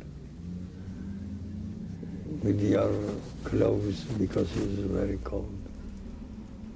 And the survival was very difficult. We were hungry. And the people hungry very often spoke about food, but the others cried against them because it was difficult for them to suffer hunger and so on. Do you remember what you desired most? What if you were hungry and tired and exhausted and beaten? Did you imagine a life outside the camp, and what did you hope for? No, and so when you were unable to speak and think about that because it makes you sick.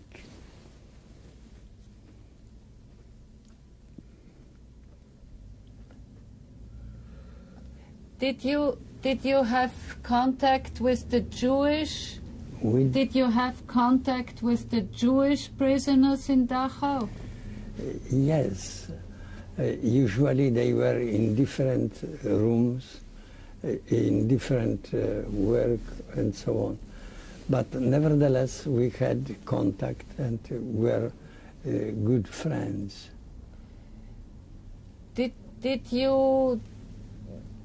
you ever work with them together or never? No, it was not allowed. They were in their room, in their walking place and so on. When would you cross their ways? When was it that you would? Were there any activities or something when you would be together? No, we had to live together and to talk to each other and so on. Where we were able, they find out that they are Jews and I am Catholic and so on. And usually I was in very close relations with the Jewish because they were Christians. They were believing in true God as Christians do.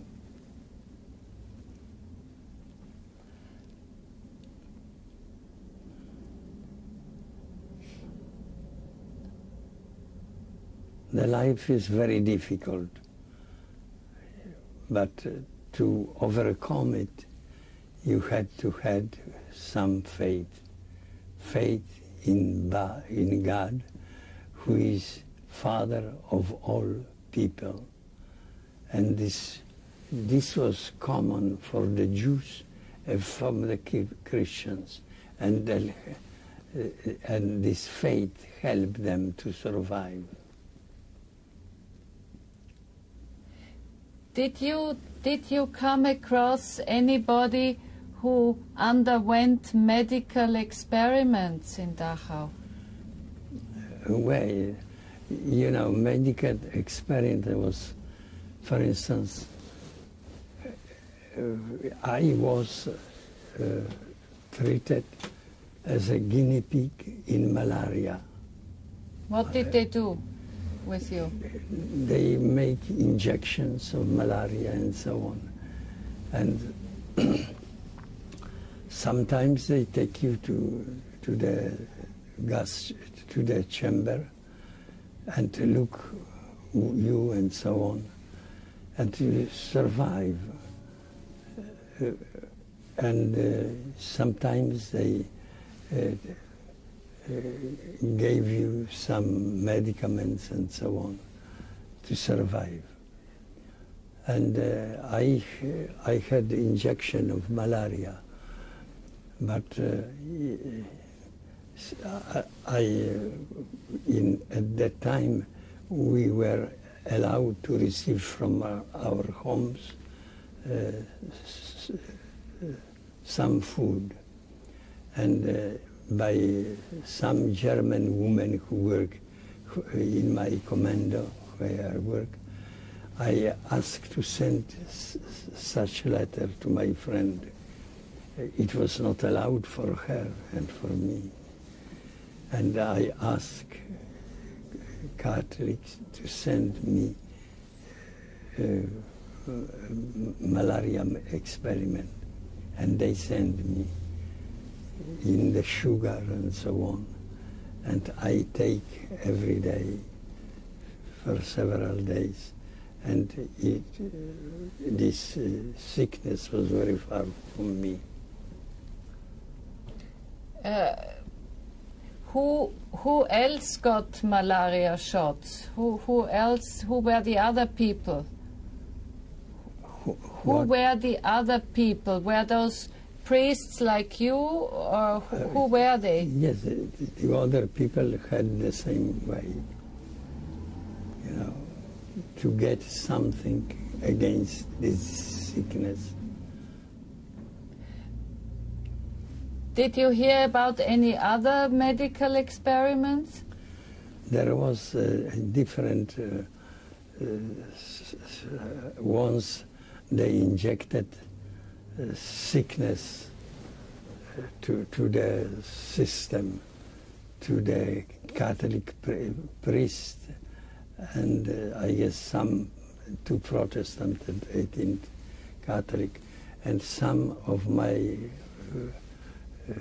body friend were there, and they died, everybody. Do you remember any names? No, I don't remember.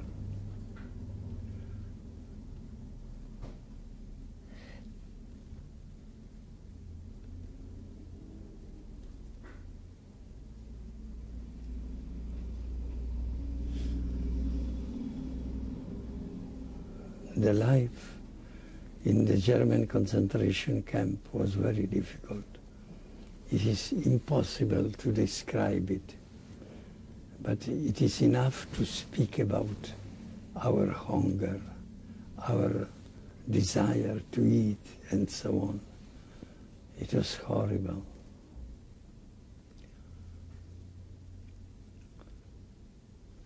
But some people who were working in kitchen and so on, they were able to eat more still and so on, and they looked differently. Did you ever get to work in the kitchen? No. I was too strong to be admitted there. But I survived. Did you hear anything about how the war was proceeding? What? Did you have possibility to get any information or news about what was going on in the outside world, how the war was proceeding or what was happening? Well, this was forbidden, but we were able to get some opportunity, and one who got such news told us and so on. What did you hear? Now that the war is ending, the Germans are fighting with Russians, going very deeply in Russia, and now are being returned. And it was for us some consolation that Germany will lose the war. Okay, we'll stop the tape. God bless you. This is tape number 6.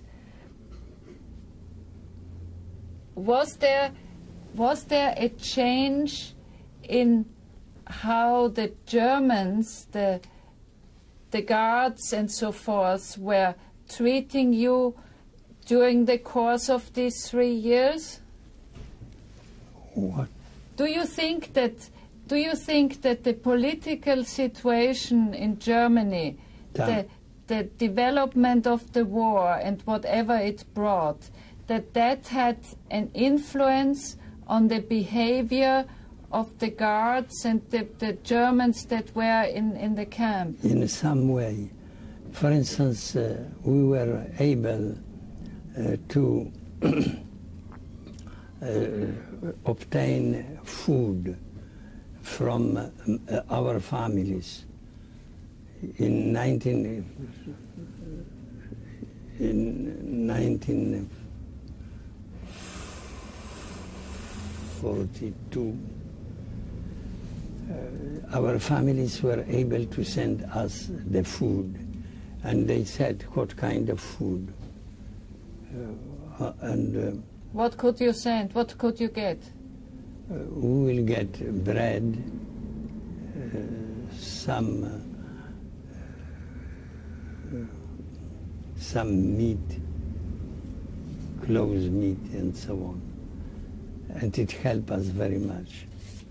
And some received very much and were able to share with his enemies, with his friends. Who sent you a package? The Capuchin fathers, my family also, and the Capuchin fathers from Warsaw, wherever the monastery where I was arrested. Did you know anything about your family in Poland, where they were? Oh yes, they were deported in Russia, mother and father, and remained about 3 years there.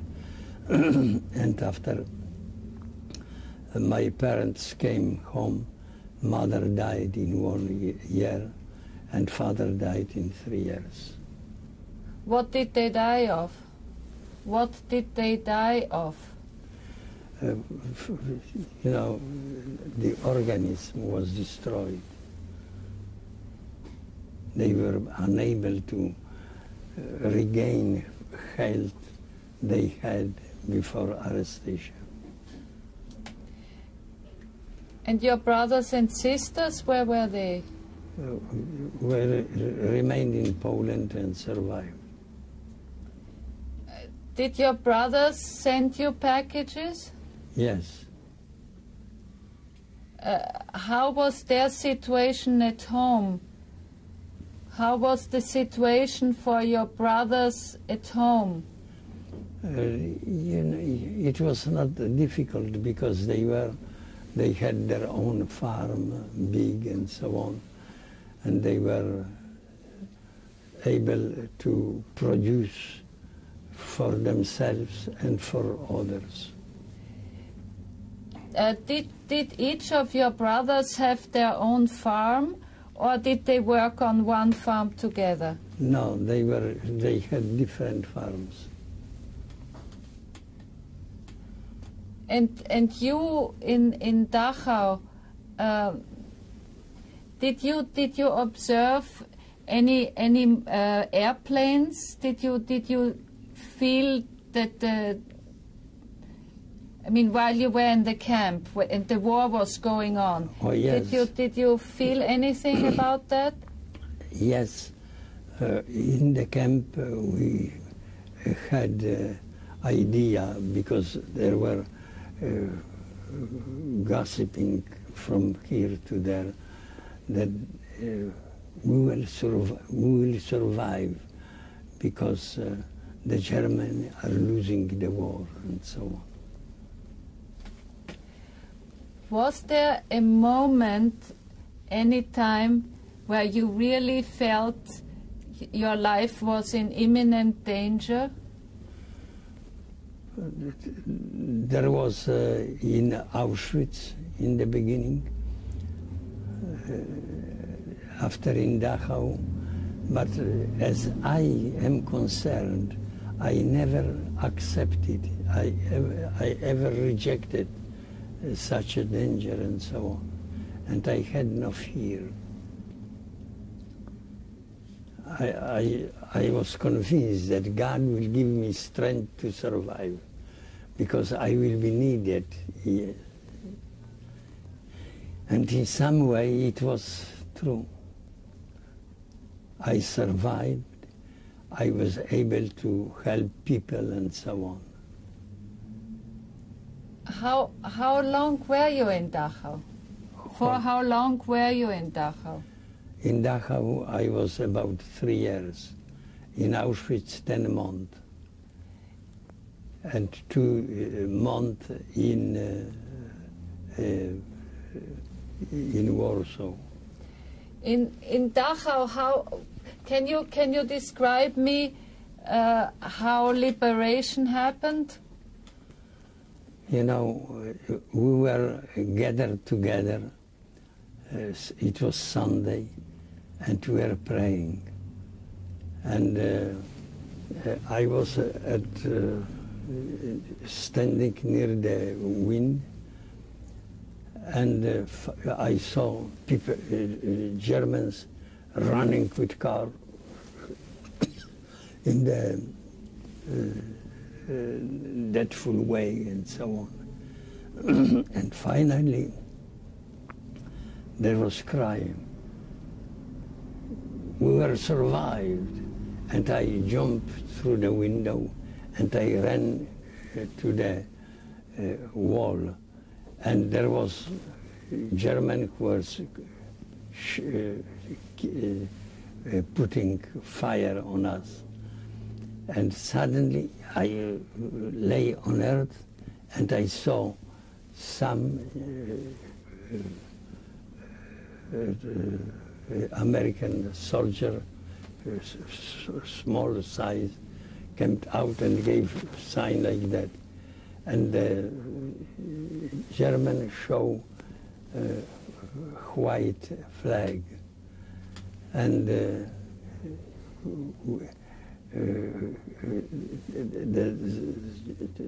this American soldier came out and gave sign like that, and they came back, and 2 American soldiers approached, searched those people, and one had hidden how you say, hidden weapon, and they take this weapon, threw on earth, and gave sign like that, and the others, German, killed of them. And after that, shout on the main street, the Americans are here, Americans are here. And we ran there, and there was plenty of people who are greeting Americans. And an American went to the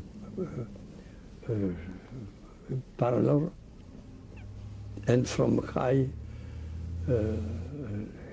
said, "You are free. You owe this not to us, but to God." And everybody clapped the hands and so on.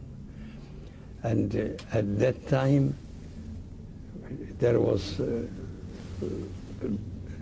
blocks where the people were very sick, and usually there were Jews, and they were just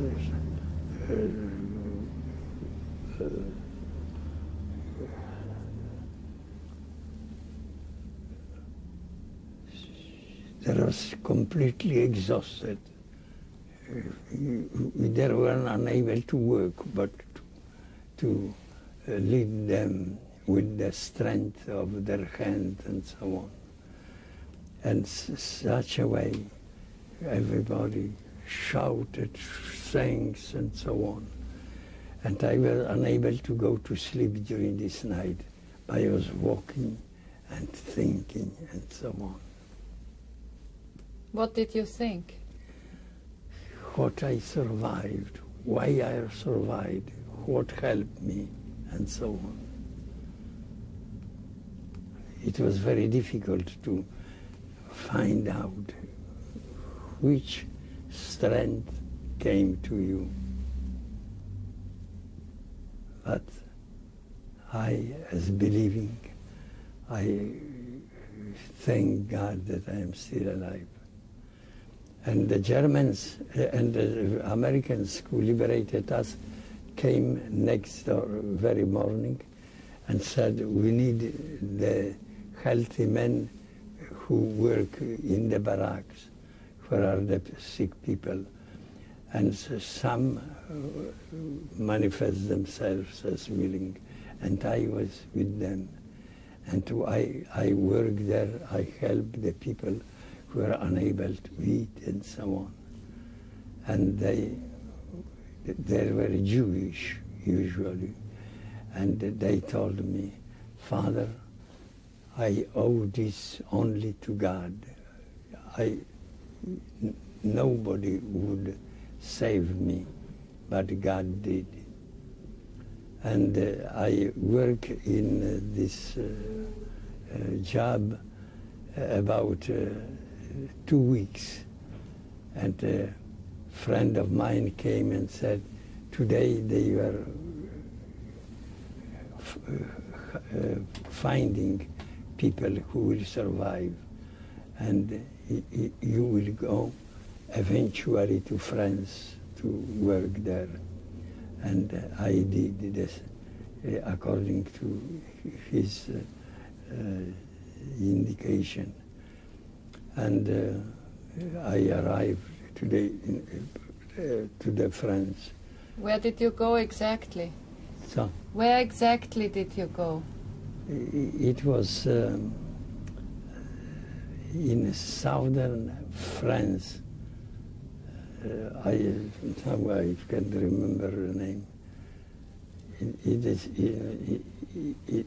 in the southern France, and we survived there.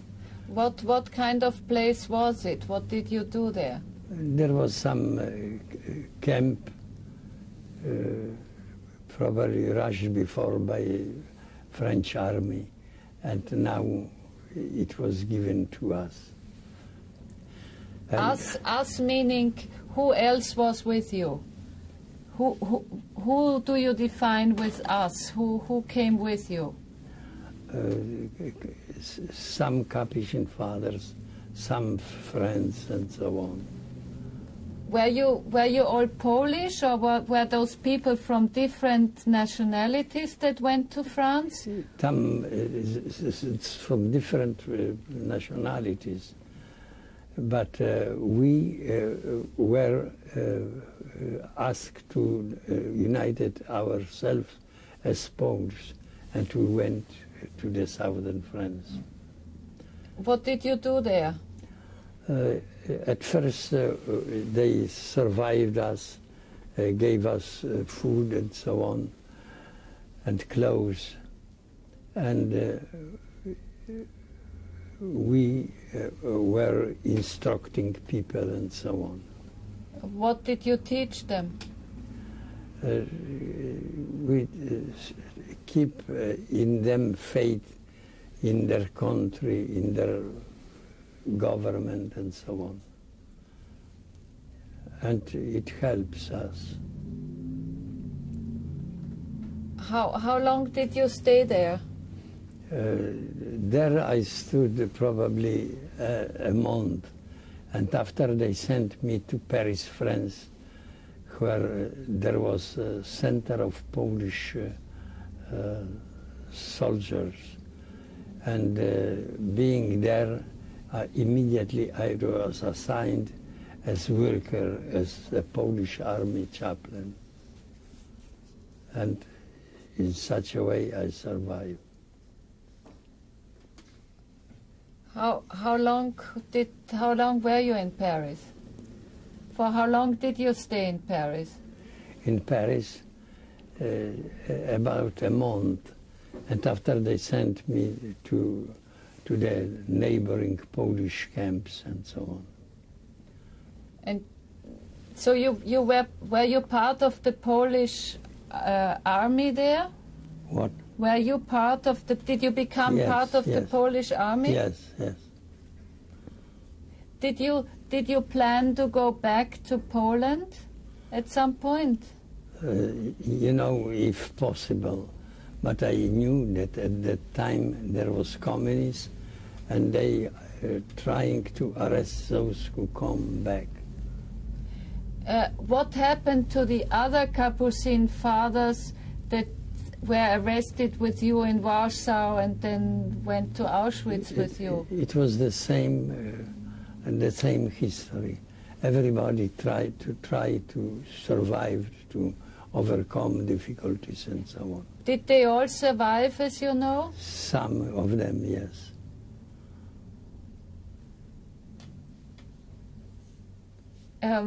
How was the communication with your family? Could you keep in touch with them? Yes, we were writing. When mother died, I received a telephone from Poland and so on. After father, the same. But at that time, I was already in the United States. When did you come to the United States? In 1948. In 1948. Where did they send you to? Where did you arrive and where did you go to? To Oak Ridge, New Jersey. To, how you say, I was sent to Polish camp in Oklahoma, and I stood there about a month, and after they asked me to go further to work and so on. Since you have been here in the United States, have you lived in very many different places? In the United States? Yeah. Yes. At first in Oklahoma, and after I went to Philadelphia, to New York, and after I contacted this parish and so on. How long have you been here in Manville? For how long? Oh, it's a very long time. It's 45 years. Did you see a difference in your work as a priest? Did you see a difference in how you worked in Poland with your parish or with people who came to church, and how you work here? Yes, it is difficult to say. In Poland, I could work with the Capuchin fathers, with the people who belong to our parishes and so on. But in the United States, I work where they needed my help, and they needed my help very often here in New Jersey. Did you ever teach again? Did you ever teach again? No. I was teaching, as explaining difficulties and so on, to help people to survive and so on. What about philosophy? What about your knowledge in philosophy? It helped me to survive. It helped me to do something good for the people. Did you ever go back to Dachau or Auschwitz? Did you visit? Yes, I visited, I guess, twice Dachau and once Auschwitz. And it was a very difficult experience. I survived. I was thinking what I am suffering here and so on. And I survived this.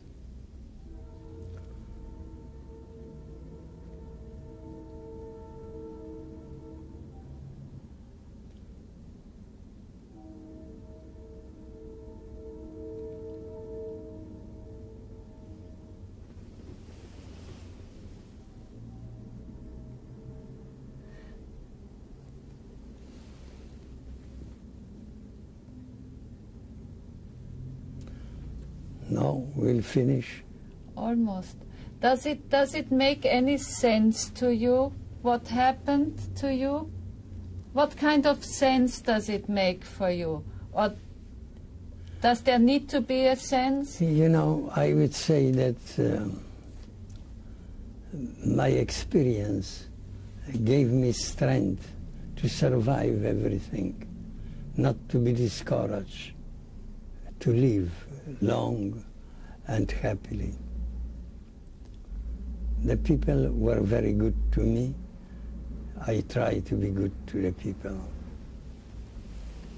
Okay.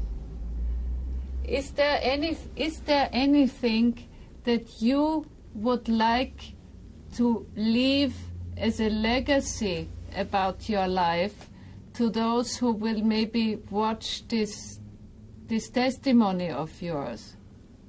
No, the life is very difficult. Nevertheless, we can survive it. We can do very good to the people and to make our life useful to them. And this is helping us to survive and to be good and saintly Christian. Okay, thank you. Thank you kindly.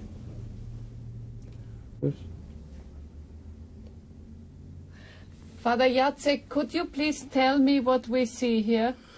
And at left side, you see me with the glasses as a free man.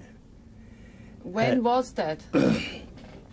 It was in 1941. And where? In Lublin. And in the middle? And in the middle is my picture in Auschwitz lager, concentration camp. This is the uniform. You see those strips, white and blue. And did you have you see the triangle on the left side. Did you have a number? Yes. In Auschwitz, it was 20-75. Did you have one in Dachau also? In Dachau, there was 30,000 to 71. And on the right side? On the right side, it was the picture which was made when I was liberated from the concentration camp, and I was employed, I guess, in the army. Do you know when year that photo was taken? Do you know what year that photograph was taken? On the right side. On the right side, This photograph was taken probably in 1951. Thank you.